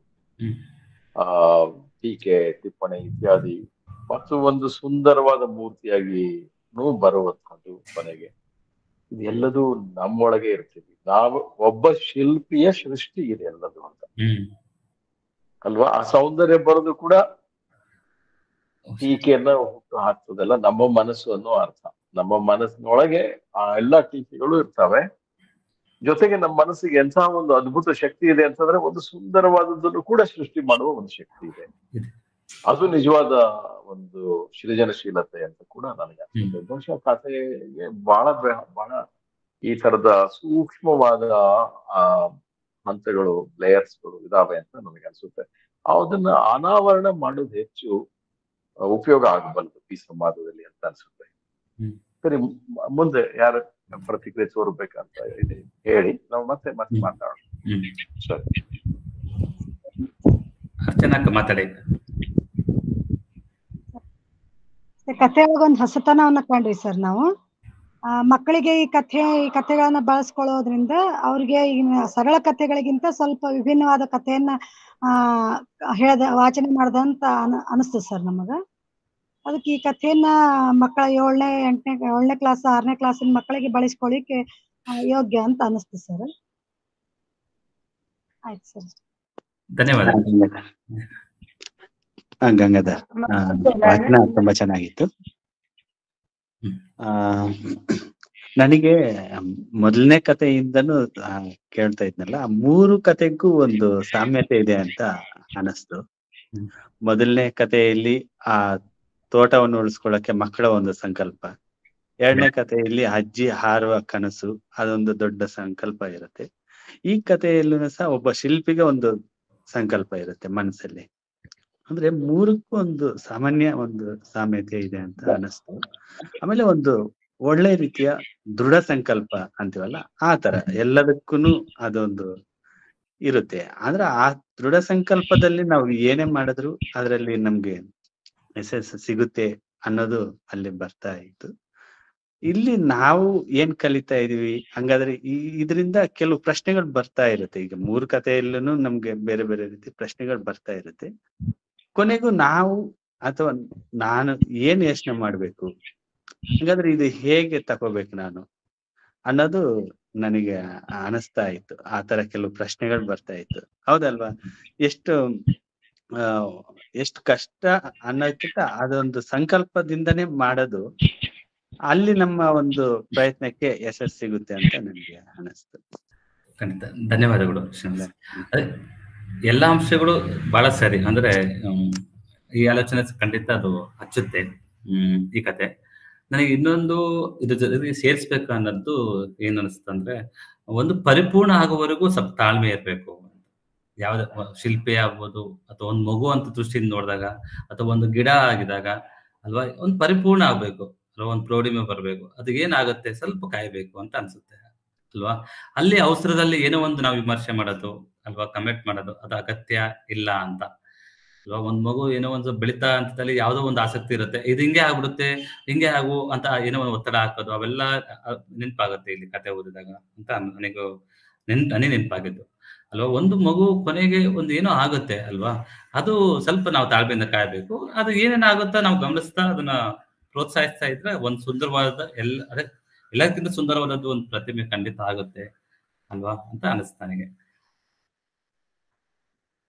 ಮತ್ತೆ ಯಾರಾದ್ರೂ ಹೇಳೋದಾದ್ರೆ ಹೇಳ್ಬೋದು. ಈ ಕಥೆಯಲ್ಲಿ ವಿಡಂಬನೆ, ತಾಳ್ಮೆ ಮತ್ತು ಕೊನೆಗೆ ಮೆಚ್ಚುಗೆನೂ ಇದೆ. ಅಂದ್ರೆ ಒಬ್ಬ ಮನುಷ್ಯನಲ್ಲಿ ಎಲ್ಲಾನು ಇರುತ್ತೆ, ಅದು ತಾಳ್ಮೆಯಿಂದ ಕಾದಾಗ ವಿಡಂಬನೆ ಹೋಗಿ ಮೆಚ್ಚುಗೆನೂ ಆಗುತ್ತೆ ಅನ್ನೋದು ಕಥೆಯಲ್ಲಿ ತುಂಬಾ ಸುಂದರವಾಗಿ ಕಾಣಿಸಿದ್ದಾರೆ ಲೇಖಕರು ಅಂತ ನನಗ. ಹೌದು, ಧನ್ಯವಾದ. ಸುಮ್ಮನೆ ಒಂದು ಗಮನಕ್ಕೆ ತರ್ತಾ ಇದ್ದೀನಿ. ಇದು ಮೂಲತಃ ನನಗೆ ಸಿಕ್ಕಿರೋದು ಇಂಗ್ಲಿಷ್ ಭಾಷೆ ಮೂಲಕ. ಮೂಲ ಭಾಷೆ ನಮಗೆ ತುಂಬಾ ಅಪರಿಚಿತವಾದ ಭಾಷೆ ಅಂತಾನೆ ಹೇಳ್ಬೇಕು. ಆದ್ರೆ ನಮಗೆ ಸಿಕ್ಕಿರೋದು ಅದು ಇಂಗ್ಲಿಷಿನ ಮೂಲಕ. ಎಲ್ಲರಿಗೂ ಈಗ ಸಿಗ್ತಾ ಇರೋದು ಅನುವಾದದ ಮೂಲಕ ಕನ್ನಡದಲ್ಲಿ. ಈ ಅನುವಾದದ ಗುಣದ ಬಗ್ಗೆ ನೀವು ಮಾತಾಡ್ಬೇಕು. ಈ ತರದ ಅನುವಾದಿತ ಕಥೆಗಳಿದ್ದಾಗ ಯಾರಾದ್ರೂ ಮಾತಾಡಿದ್ರೆ ಚೆನ್ನಾಗಿರೋದು. ಹೌದು, ಅಲ್ಲಿ ಮರ್ತೆ ಅದು ಹಂಗೆ ಅನುವಾದ ಕಾರ್ಯನು ತುಂಬಾ ನೀವು ಮಾಡಿದಿರಿ. ಅದು ಈಗ ದೊಡ್ಡ ದೊಡ್ಡ ಕೃತಿಗಳು ಬರ್ತಾ ಇದೆ. ನನಗೆ ಅನ್ಸಿದ್ದು ಇಲ್ಲಿ ಕತೆ ಅನುವಾದ ಅಂದಾಗ ನಮಗೆ ಅನುವಾದ ತರ ಅನ್ಸ್ಬಾರ್ದು. ನನಗೆ ಅನುವಾದ ಯಾವಾಗಲೂ ಅನ್ಸುತ್ತೆ ಅಂದ್ರೆ ವಾಕ್ಯ ಅನುವಾದ ಮಾಡ್ಬಿಡ್ತಾರೆ. ಅದು ನಾವು ಗಟ್ಟಿಗೆ ಓದ್ಬೇಕಾದ್ರೆ ಮುಖ್ಯ ಕಥೆಗಳು ಓದಿದಾಗ ಅದು ಅಯ್ಯೋ ಯಾಕೋ ವಾಚನಕ್ಕೆ ಸೂಕ್ತ ಆಗಲ್ಲ ಅಂತ ಅನ್ಸ್ಬಿಡುತ್ತೆ. ಸಾಕಷ್ಟು ಅನುವಾದಗಳು. ಆದ್ರೆ ಅನುವಾದಗಳು ಸಹ ಹೌದು ಒಂದು ಭಾವನೆಯಾಗಿ ಅದು ಹಿಡಿದಿಡುತ್ತೆ. ಆ ವಾಕ್ಯಗಳಲ್ಲಿ ಬರ್ತತೆ, ಆ ಶೈಲಿ ಇದೆ ಅಂದ್ರೆ ಅದು ತುಂಬಾ ತುಂಬಾ ಮಹತ್ವದ ಆಗಿದೆ. ಈಗಂತೂ ಅನುವಾದ ತುಂಬಾ ಬೆಲೆ ಇದೆ. ಆದ್ರೆ ನಾವು ಅನುವಾದದ ಮೂಲ ಏನು ಅಲ್ಲಿರೋ ಏನು ಆಶಯ ಇದೆ ಅದು ಬಿಟ್ಕೊಡ್ದೇನೆ ಅದಕ್ಕೇನು ಹೊಸ ಸೇರಿಸೋದು ಅಗತ್ಯ ಇಲ್ಲ. ಆದ್ರೆ ಅದನ್ನ ಏನು ಮೂಲ ಆಶಯದಿಂದ ಇಟ್ಕೊಂಡು ಒಂದು ತನ್ನದೇ ಆದ ಒಂದು ಕಥೆಯಾಗಿ ತರೋದಿದೆಯಲ್ಲ ಕನ್ನಡಕ್ಕೆ, ಅದು ಬಹಳ ಸವಾಲದು ನನಗನ್ಸಿದಂಗೆ. ಆ ತರದ ಅನುವಾದಗಳು ಬಹಳ ವಿರಳ. ನಾನು ಸಾಕಷ್ಟು ಬೇರೆ ಬೇರೆ ಲೇಖನಗಳು ನೋಡ್ತಾ ಇರ್ತೀನಿ, ಬೇರೆ ಪತ್ರಿಕೆಯಲ್ಲಿ, ಅಲ್ಲಿನೂ ಬಹಳ ಜಾಲ ಅನ್ಸುತ್ತೆ. ಕೆಲವೊಬ್ಬರದ್ದು ತುಂಬಾ ಚೆನ್ನಾಗಿ ಬರ್ತಿರುತ್ತೆ. ಅಲ್ಲಿ ಸಾಕಷ್ಟು ತರಬೇತಿಗಳು ಅಗತ್ಯ ಇರುತ್ತೆ ಯಾರಿಗೆ ಆಸಕ್ತಿ ಇದೆ ಅನುವಾದ ಮಾಡಕ್ಕೆ ಅಂತ ಅನ್ಸುತ್ತೆ. ಈ ತರ ಕತೆ ಅಥವಾ ಲೇಖನಗಳು ನಿಮ್ಮವು ಸಾಕಷ್ಟು ಓದಿರೋದ್ರಿಂದ ತುಂಬಾ ತುಂಬಾ ತುಂಬಾ ಚೆನ್ನಾಗಿ ಬರ್ತಾ ಇದಾವೆ ಅದಂತ ಹೇಳ್ಬೋದು. ಧನ್ಯವಾದ ಸರ್. ಬೇರೆ ಯಾರಾದ್ರೂ ಹೇಳ್ಬೋದು ಅನುವಾದ ಬಗ್ಗೆ? ನಾನ್ ಮಾತಾಡ್ತೀನಿ. ಅದೇ ಅನುವಾದ ಅಂದ್ರೆ ಒಟ್ಟಾರೆ ಕತೆ ಬಹಳ ಚೆನ್ನಾಗಿದೆ. ಅದು ಅಂದ್ರೆ ಒಂದು ಸುಂದರವಾದ ಕಲ್ಪನೆ. ಅದು ವಚನಶ್ರೀ ಹೇಳ್ದಾಗೆ ಯಾವುದು ಕಥೆಗಾರನ ಕಲ್ಪನೆನೇ ಅಲ್ಲಿ ಬಂದಿದೆ ಆ ಕಥೆನಲ್ಲಿ. ಆದ್ರೆ ಅದು ಕಲ್ಪನೆ ಅನಿಸ್ಕೊಳಲ್ಲ, ನೈಜವಾಗಿ ನಡೀತಾ ಇದೆಯೇನೋ ಅಂತಾನೆ ಅನ್ಸುತ್ತದು. ಪ್ರತಿ ಒಂದು ಮೂರ್ತಿಗಳು ಮಾತಾಡ್ತವೆ, ಪ್ರತಿ ಕಲ್ಲುನು ಆ ಕಲ್ಲಿನಲ್ಲೂ ಭಾವನೆ ತುಂಬಿಕೊಂಡಿದೆ ಅಂತಾನೆ ನಮಗ್ ಭಾವನೆ ಬರುತ್ತೆ, ಆ ಭಾಸ ಆಗುತ್ತೆ ಆ ತರ. ಇಲ್ಲಿ ನಾವು ಇಂಗ್ಲಿಷ್ ನಲ್ಲಿ ಓದಿಲ್ಲ ಇದನ್ನ ನಾನು. ಅದು ಕನ್ನಡಕ್ಕೆ ಬಂದಿರೋದು ಹೇಗಾಗಿದೆ ಅಂದ್ರೆ ಅದು ಇಂಗ್ಲಿಷ್ ಇಂದು ಅನುವಾದ ಅಂತ ಹೇಳ್ದೆ ಹೋದ್ರೆ ಅದು ಅನುವಾದ ಅನ್ಸೋದೇ ಇಲ್ಲ. ನಿಜವಾಗ್ಲೂ ಒರಿಜಿನಲ್ ಅದೇನೆ ಅನ್ಸುತ್ತೆ ಅದು. ಅಂದ್ರೆ ಆ ಅನುವಾದ ಅಷ್ಟು ಗಟ್ಟಿಯಾಗಿ ಬರ್ಬೇಕು ಅಂದ್ರೆ ಆ ವಸ್ತು ವಿಷಯ ಅನುವಾದ ಮಾಡೋ ವ್ಯಕ್ತಿಯಲ್ಲಿ ಒಳಗ್ ಹೋಗಿರ್ಬೇಕಾಗತ್ತೆ, ಯಾರೇ ಇದ್ದಿರ್ಬೋದು. ಹೋದಾಗ ಮಾತ್ರ ಅದು ಮತ್ತೆ ನಿಜವಾದ ಒಂದು ನೈಜತೆಯೊಂದಿಗೆನೆ ವಸ್ತು ವಿಷಯ ಮೂಲದಲ್ಲಿ ಯಾವುದೇ ಭಾಷೆನಲ್ಲಿ ಬರ್ದಿರೋದು ಇದ್ರೂನು ಕೂಡ ಕನ್ನಡಕ್ಕೆ ಅಥವಾ ಇನ್ಯಾವುದೇ ಭಾಷೆಗೆ ಅನುವಾದಕ್ಕೆ ಬಂದಾಗ ಅದೊಂದು ಹೊಸ ಕಥೆಯಾಗೇನೆ ಹೊರಹೊಮ್ಮುತ್ತೆ ಅಂತ ನನಗನ್ಸುತ್ತೆ. ಆ ನಿಟ್ಟಿನಲ್ಲಿ ಈ ಕತೆ ಬಹಳ ಚೆನ್ನಾಗಿತ್ತು. ಕೇಳ್ತಾ ಹೋದ್ರೆ ಇದು ಅನುವಾದದ್ದು ಅಂತ ಅನಿಸ್ಲಿಲ್ಲ, ನಿಜವಾಗ್ಲೂ ಒಂದು ಕತೆ ಕನ್ನಡದ್ದೇ ಅಂತಾನೆ ಅನ್ನಿಸ್ತು ನನಗೆ. ಚೆನ್ನಾಗಿದೆ. ಆಮೇಲೆ ಇದರಲ್ಲಿ ಮೌಲ್ಯಗಳು ನಮ್ಮಲ್ಲಿನೂ ಇರಬೇಕಾಗಿರೋದು ಬಹಳ ಮುಖ್ಯ ಅನಿಸ್ತದೆ. ಈಗಿನ ದಿನಗಳಲ್ಲಿ ರೇಖಾ ಅವ್ರು ಓದಿದ ಕತೆ ಇದ್ದಿರ್ಬೋದು, ಆ ಊರದಲ್ಲಿ ನಿಜವಾಗ್ ನಾವು ಮಕ್ಕಳಿಗೆ ಅದನ್ನ ಹೇಳ್ಬೇಕು, ಆ ಅರಿವು ಮೂಡಿಸ್ಕೊಂಡೇ ನಾವು ಬೆಳೆಸ್ಬೇಕಾಗತ್ತೆ. ಮುಂಚೆ ಅಂದ್ರೆ ನಾವು ಚಿಕ್ಕವ್ರು ಇದ್ದಾಗ ನಮ್ಮ ಅಜ್ಜಿ ಅಥವಾ ಇತರ ಹಿರಿಯರ್ನೆಲ್ಲ ನೋಡಿ ಕಲಿಸ್ಬೇಕಾಗಿರ್ಲಿಲ್ಲ, ನೋಡ್ತಿದ್ವಿ, ಅದ್ರಲ್ಲಿ ಎಷ್ಟೋ ನಮಗ್ ಬರ್ತಿತ್ತು. ಬಟ್ ಈಗ ವಸ್ತುಸ್ಥಿತಿ ಹಾಗಿಲ್ಲ, ಕಲಿಸ್ಲೇಬೇಕಾಗತ್ತೆ. ಮತ್ತು ಬರೀ ಕಲ್ಸೋದಲ್ಲ, ನಾವು ಹಾಗಿರ್ಬೇಕಾಗತ್ತೆ. ಅಂದ್ರೆ ಮರಗಳನ್ನ ಕಡಿದೇ ಇರೋದು ಅಥವಾ ಸಣ್ಣದ ಎಲ್ಲ ನಮ್ಮ ಪ್ರಯತ್ನಗಳು ಬೆಳೆಸೋದ್ರ ಕಡೆ ಇದ್ದಾಗ ಮಕ್ಕಳಿಗೆ ಕಲಿಸ್ಬೇಕಾಗಿಲ್ಲ, ನೋಡ್ತಾರೆ, ಅವರು ಒಂದ್ ಪ್ರಯತ್ನ ಮಾಡ್ತಾರೆ. ಹಾಗೆ ಇನ್ನ ಸುಮಾ ಅವರು ಓದಿದ್ದ 2ನೇ ಕಥೆನಲ್ಲಿ ಅಜ್ಜಿ ಮೊಮ್ಮಗನ ಸಂಬಂಧದ ಒಂದು ಗಟ್ಟಿತನ, ಅಜ್ಜಿ ಅಂದ್ರೆ ಹಿರಿಯರ ತಂದೆ ತಾಯಿಗಳ ಸಂಬಂಧ ಮಕ್ಕಳಿಗಿಂತಲೂ ಮೊಮ್ಮಕ್ಕಳು ಹೆಚ್ಚು ಗುರುತಿಸ್ತಾರೆ ಅಂತ ಅದ್ರಲ್ಲಿ ಕಾಣಿಸುತ್ತೆ ಆಶಯ. ಅದು ನಿಜಾನು ಅನ್ಸುತ್ತೆ. ಅದು ಅಂದ್ರೆ ಅಜ್ಜಿನಲ್ಲಿರೋದನ್ನ ಗುರುತಿಸಿ ಆಕೆ ಆಸೆನೂ ಈಡೇರ್ತು. ಆದ್ರೆ ಆ ಮಗುಗೆ ಆ ಒಂದು ಆಲೋಚನೆ ಬಂತಲ್ವಾ, ಹೌದು ನಮ್ಮ ಅಜ್ಜಿನಲ್ಲಿ ಈ ಒಂದು ಕಲೆ ಇದೆ, ಇದಕ್ಕಾಗಿ ಏನಾದ್ರು ಪ್ರಯತ್ನ ಮಾಡ್ಬೇಕು ಅನ್ನೋದು ಅಜ್ಜಿ ಆಸೆಯಿಂದಾನು ಬಂದಿರ್ಬೋದು ಅಥವಾ ಆತನ ವಿಚಾರದಿಂದಾನು ಬಂದಿರ್ಬೋದು. ಅದು ಬಹಳ ಚೆನ್ನಾಗಿದೆ ಅನ್ನಿಸ್ತು. ಇನ್ನು ನೀವು ಓದಿದ ಕಥೆನಲ್ಲಿ ಅದೇ ನಾನು ಮೊದಲಿಗೆ ಹೇಳ್ದಂಗೆ ಈ ಎಲ್ಲ ಭಾವನೆಗಳನ್ನು ಬಹಳ ಚೆನ್ನಾಗಿ ಹಿಡಿದಿಟ್ಟಿದ್ದಾರೆ. ನೀವು ಚೆನ್ನಾಗಿ ಓದಿದ್ರಿ. ಅನುವಾದ ಮಾತ್ರ ಅದೇ ಹೇಳಿದ್ನಲ್ಲ, ಅದು ಕನ್ನಡದ್ದೇ ಅಂತಾನೆ ಅನ್ಸೋದು. ಅದು ಕನ್ನಡದ್ದೇ, ಅದು ಅನ್ಸೋದೇನಿಲ್ಲ. ಇಂಗ್ಲಿಷ್ ನಲ್ಲಿ ಓದೋವರೆಗೂ ಕನ್ನಡದ್ದೇ. ಅವಾಗ ಓದಿದ್ಮೇಲೆನೂ ಕನ್ನಡದ್ದೇನೆ. ಆದ್ರೆ ಅವಾಗ ಹೋಲಿಕೆ ಅಂದ್ರೆ ಈ ಕತೆ ಇಂಗ್ಲಿಷ್ ನಲ್ಲಿ ಈ ತರ ಇದೆಯಾ ಅಂತ ಹೋಲಿಕೆ ಮಾಡ್ಕೋಬಹುದು ಅಥವಾ ಗುರ್ತಿಸ್ಕೋಬಹುದು. ಆತರ ಅನ್ಸುತ್ತೆ ನನಗೆ. ಒಟ್ಟಾರೆ ಚೆನ್ನಾಗಿ ಬಂತು. ಧನ್ಯವಾದಗಳು. Thank you sir. ಅನುವಾದಗಳು ಕನ್ನಡಕ್ಕ ಬೇಕು ಸರ್. ಯಾಕಂದ್ರೆ ನಿಮ್ಗೆ ಅನುವಾದಗಳನ್ನ ಅನುವಾದಕರು ಅಂತ ಬರೆದ ಮೇಲೆ ಗೊತ್ತಾಗ್ತದೆ. ಯಾಕಂದ್ರೆ ಎಷ್ಟೋ ಕಥೆಗಳನ್ನ ನಾವು ಇಂಗ್ಲಿಷ್ ಅಥವಾ ಬೇರೆ ಭಾಷೆ ಇರ್ಬೋದು, ನಾವು ಅದನ್ನ ಆ ಭಾಷೆಯೊಳಗೆ ನಮ್ಗೆ ಓದ್ಲಿಕ್ಕೆ ಸಾಧ್ಯ ಆಗ್ಲಿಕ್ಕಿಲ್ಲ. ಅದ್ರೊಳಗಿಂದ ಒಂದು ಮೂಲ ವಸ್ತುವನ್ನ ಮೂಲ ವಿಷಯವನ್ನ ತೆಗೆದುಕೊಂಡು ನಾವು ಕನ್ನಡಕ್ಕೆ ಅನುವಾದ ಮಾಡಿ ನಾವು ಓದಿದಾಗ ಮಾತ್ರ ನಮ್ಗೆ ಅದು ಅನುವಾದ ಅಂತ ಬರ್ದಾಗ ಮಾತ್ರ ಗೊತ್ತಾಗ್ತದೆ ಸರ್. ಇಲ್ಲಾಂದ್ರೆ ಎಷ್ಟೋ ಹೊಸ ವಿಷಯಗಳನ್ನ ನಾವು ಕಲೀಲಿಕ್ಕೆ ಅವಕಾಶ ಇರ್ತದೆ ಸರ್. ಈ ಮೂರು ಕಥೆಯೊಳಗೆ ನಾವು ಸಾಮ್ಯತೆಗಳನ್ನ ನೋಡಿದೆ ಸರ್. ಅವಲ್ಲಿ ಗೌಡ್ರ ಮತ್ತೆ ಅವ್ರ ಮಕ್ಕಳ ನಡುವ ಗೌಡ್ರ ಮಕ್ಕಳ ನಡುವ ಸಂಭಾಷಣೆ ಇರುತ್ತೆ ಸರ್. ಅದು ಒಂದು ಹೊಸತನ ಅದ. ಇವ್ರು ಈ ಕಲ್ಲೂರವ್ರದ್ದು ಸುಮಾ ಅವ್ರು ಓದಿದ ಕಥೆಯೊಳಗ ಒಂದು ಸರಳತನೆ ಅದು, ಸರಳತೆಯಿಂದ ಕೂಡ ಸರ್ ಕಥೆ ಅದು. ಇವ್ರು ಸರ್ ಓದಿದ ಕಥೆಯೊಳಗ ಒಂದು ವಿಡಂಬನಾತ್ಮಕವಾಗಿದೆ. ಹೀಗೆ ಬೇರೆ ಬೇರೆ ಇಲ್ಲೇ ಮೂರು ಕಥೆಯೊಳಗ ನಾವು ವಿಭಿನ್ನ ರೀತಿಯ ದೃಷ್ಟಿಕೋನಗಳನ್ನ ಒಳಗೊಂಡ ಒಂದು ಕಥೆಯನ್ನ ನಾವು ನೋಡಿದ್ವಿ. ಹಿಂಗ ಅನೇಕ ಕಥೆಗಳನ್ನ ನಾವು ನೋಡ್ಕೋತ ಹೋದಂಗೆಲ್ಲ ಸರ್ ನಮ್ ಹೊಸ ವಿಷಯಗಳನ್ನ ನಾವು ಕಲ್ತ್ಕೋಬಹುದು ಅಂತ ನಾನು ಹೇಳ್ತೀನಿ. ತುಂಬಾ ಸರಿಯಾಗಿ ತುಂಬಾ ಸರಿ. ಮತ್ತೇನಾದ್ರು ಮಾತಾಡ್ತೀರಾ ಸಮಗ್ರವಾಗಿ ಒಟ್ಟಾರೆ ಇವತ್ತಿನ ಅನುಭವದ ಕುರಿತು? ಮೇಡಮ್ ಅವರು ಪಲ್ಲವಿ ಅವರ ಫೋನಿಂದ ಕೊಂಡಿ ಮೇಡಮ್ ಅವರು ಮಾತಾಡಿದ್ರು. ಪ್ರೇಮ ಅವರು ಕೂಡ ಸಮಗ್ರವಾಗಿನೇ ಮೂರು ಕಥೆಗಳ ಬಗ್ಗೆ ಹೇಳಿದ್ರು. ಹಾಗೆ ಇಡೀ ಅಂದ್ರೆ ಒಂದು ವಾಚನದ ಕಲೆಯನ್ನು ಮೆಚ್ಕೊಳ್ಳೋಣ. ಆಮೇಲೆ ಕಥೆನೇ ಒಂದು ಕಲೆಯ ರೂಪ. ಕಥೆಯನ್ನು ನಾವು ಮೆಚ್ಕೊಳ್ತಾ ಇದ್ದೀವಿ. ಆದ್ರೆ ಕಥೆ ನಿಜಕ್ಕೂ ಏನ್ ಹೇಳುತ್ತೆ?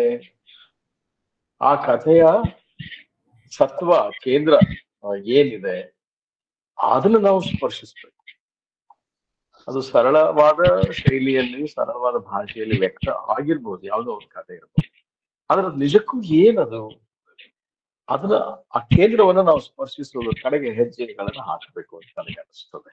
ವಚನಶ್ರೀ ಕೈ ಎತ್ತಿದ್ದಾರೆ, ವಚನ ಮಾತಾಡ್ತಾರೆ. ನಂಗೆ ಒಟ್ಟಾರೆಯಾಗಿ ಹೇಳ್ಬೇಕಂದ್ರೆ ನನ್ಗೆ ಅದು ದೊಡ್ಡ ಕಲಿಕೆ ಇವತ್ತಿನಿಂದ. ಅಂದ್ರೆ ಕಥೆ ಆಯ್ಕೆ ಮಾಡುವವರ ಮಹತ್ವ ಎಷ್ಟು ದೊಡ್ಡದಿದೆ ಅಂತ. ನೀವು ಹೇಳ್ಬೇಕಾದ್ರೆ ಅದ್ರ ಪ್ರತಿ ಕಥೆಗೂ ಒಂದು ಕೇಂದ್ರ ಇದೆ, ಅದಕ್ಕೊಂದು ಸತ್ವ ಇದೆ. ಅದು ಮಕ್ಕಳಿಗಾಗೋ ಪ್ರಭಾವನೂ ಬೇರೆ ಆಗ್ತಾ ಹೋಗುತ್ತೆ ಪ್ರತಿ ಕಥೆದೂನು. ಹಾಗಿದ್ದಾಗ ಆಯ್ಕೆ ಮಾಡುವವರು ಅದನ್ನ ಗ್ರಹಿಸಿ ಅದನ್ನ ಆಯ್ಕೆ ಮಾಡ್ಬೇಕಾಗುತ್ತೆ. ಅದು ಆ ಒಂದ್ ಪಾತ್ರನೇ ಇಲ್ಲ ಅಂದ್ರೆ ಅದ್ರ ಪ್ರಭಾವ ಮಕ್ಕಳಿಗೆ ತಲುಪೋದನ್ನು ಕಷ್ಟ ಆಗುತ್ತೆ ಅನ್ನೋದು ನನಗಾದ ಕಲಿಕೆ. ನಿಜ. ಆಯ್ಕೆ ಮಾಡೋದು ಕೂಡ ಒಂದು ಕಲೆ. ಯಾವ ವಯಸ್ಸಿನ ಮಕ್ಕಳಿಗೆ ಯಾವ ಕಥೆಯನ್ನ ಯಾತಕ್ಕೋಸ್ಕರ ನಾವು ಆಯ್ಕೆ ಮಾಡ್ತಾ ಇದೀವೋ ಅನ್ನೋ ಒಂದು ಪ್ರಶ್ನೆ, ಒಂದು ಎಚ್ಚರ ಆಯ್ಕೆ ಮಾಡೋರಲ್ಲಿ ಇರುತ್ತೆ. ಅದು ಇಲ್ಲದೆ ಹೋಗ್ಬಿಟ್ರೆ ಕಥೆಯ ಆಶಯ ಮಕ್ಕಳಿಗೆ ನಿಜಕ್ಕೂ ತಲುಪೋದು ಅನುಮಾನ. ನನಗೂ ಕೂಡ ತುಂಬಾ ಒಳ್ಳೆಯ ವಿಚಾರ ಹಂಚ್ಕೊಂಡಿದ್ದೀಯ ವಚನ. ಧನ್ಯವಾದಗಳು ಸರ್. ನಮಸ್ತೆ. ಗಂಗಾಧರ್ ಸರ್ ವಚನ ಮಾಡಿದ ರೀತಿ ಶೈಲಿ ಎಲ್ಲ ಇಷ್ಟ ಆಯ್ತು ನನ್ಗೆ. ಮತ್ತೆ ಹಿಂದಿನ ಕಾಲದಲ್ಲಿ ಅಜ್ಜಿ ಏನೇ ಕತೆ ಹೇಳಿದ್ರು ನಮ್ಗೆ ಹೌದಾ ಅಂತ ಅವ್ರು ಏನೇ ಹೇಳಿದ್ರು ನಾವು ಪ್ರಶ್ನೆ ಮಾಡ್ತಿರ್ಲಿಲ್ಲ. ಹೌದು ಹಿಂಗಿರ್ತಿತ್ತು ಅಂತ. ಬಟ್ ಈಗಿನ ಕಾಲದ ಮಕ್ಳು ಪ್ರತಿ ಒಂದನ್ನು ಪ್ರಶ್ನೆ ಮಾಡ್ತಾ ಇದಾರೆ. ನನ್ಗನ್ಸಿದ ಪ್ರಕಾರ ಏನಂದ್ರೆ ಸರ್, ಪಂಜರ ಶಾಲೆ ಅನ್ನೋದೊಂದು ಪಾಠ ನೆನಪಾಯ್ತು ನಮ್ಗೆ. ಅಲ್ಲಿ ನಾನು ಪಾಠ ಮಾಡ್ಬೇಕಾದ್ರೆ ಮಕ್ಳು ಗಿಳಿ ಮಾತಾಡ್ತಾ ಏನೇ ರಾಜ ಪ್ರಶ್ನೆ ಮಾಡ್ತಿದ್ರೆ ಪ್ರತಿ ಒಂದಕ್ಕೂ ಅದು ಟಿವ್ ಅಂತಾನೆ ಹೇಳ್ತಾ ಇತ್ತು. ಅವಾಗ ನಾನು ಮಕ್ಕಳಿಗೆ ಲೆಸನ್ ವಾಚನ ಮಾಡ್ಬೇಕಾದ್ರೆ ಮಕ್ಕಳು ಪ್ರಶ್ನೆ ಮಾಡ್ತಾ ಇದ್ರು. ಏನಂತಪ್ಪ ಅಂದ್ರೆ, ಗಿಳಿ ಮಾತಾಡ್ತಾ ಇತ್ತಿತ್ತ, ಅದೇನ್ ಮಾತಾಡ್ತಿತ್ತು ಮಿಸ್? ಬರೀ ಯಾವಾಗ್ಲೂನು ರಾಜ ಪ್ರಶ್ನೆ ಮಾಡಿದ್ರೆ, ಮಂತ್ರಿ ಪ್ರಶ್ನೆ ಮಾಡಿದ್ರೆ, ಕೇಳಿದ್ರೆ ಎಲ್ಲಕ್ಕೂ ಟಿವ್ ಅಂತಾನೆ ಆನ್ಸರ್ ಹೇಳ್ತಾ ಇತ್ತು. ಅದು ರಾಜನಿಗೂ ಮಂತ್ರಿಗೂ ಏನ್ ಅರ್ಥ ಆಯ್ತಾ ಇತ್ತು ಅಂತ ಕೇಳ್ತಿದ್ರು. ಅದು ನನ್ಗೆ ಈ ಕಥೆಯಲ್ಲಿ ಒಂದ್ ಅನುಭವ ಆಯ್ತು ಸರ್. ಅಲ್ವಾ? ಅಂದ್ರೆ ಕಥೆಯಲ್ಲಿ ಈಗ ಶಿಲ್ಪಗಳು ಮಾತಾಡ್ತಾವೆ. ಇದರಲ್ಲಿ ಮೂರನೇ ಕಥೆಯಲ್ಲಿ ಶಿಲ್ಪಗಳು ಮಾತಾಡ್ತಾವ ಅಂತ ಅನ್ನೋದು ಅಲ್ವಾ? ಈ ಪ್ರಶ್ನೆನ ನಿಮ್ಮೊಂದಿಗೆನೆ ಬಹುಶಃ ಬೆಂಗಳೂರಿನಲ್ಲಿನೋ ಅಥವಾ ಧಾರವಾಡದಲ್ಲಿನೋ ನಡೆದ ಕಾರ್ಯಾಗಾರದಲ್ಲಿ ತಗೊಂಡಿದ್ವಿ, ಸ್ವಲ್ಪ ಚರ್ಚೆ ಮಾಡಿದ್ವಿ. ಸಂಕ್ಷಿಪ್ತವಾಗಿ ಹೇಳೋದಾದ್ರೆ ಮಾತಾಡ್ತಾವೆ. ಶಿಲ್ಪಗಳು ಮಾತಾಡ್ತವೆ, ಹಕ್ಕಿಗಳು ಮಾತಾಡ್ತವೆ, ಮರಗಳು ಮಾತಾಡ್ತವೆ, ನದಿಗಳು ಮಾತಾಡ್ತವೆ, ಕೆರೆಗಳು ಮಾತಾಡ್ತವೆ, ಮೋಡಗಳು ಮಾತಾಡ್ತವೆ, ನೊಣಗಳು, ಸೊಳ್ಳೆಗಳು, ಇಡೀ ಭೂಮಿ, ಇಡೀ ವಿಶ್ವ, ಪ್ರತಿ ಒಂದು ಮಾತಾಡ್ತವೆ. ಅದರ ಅರ್ಥ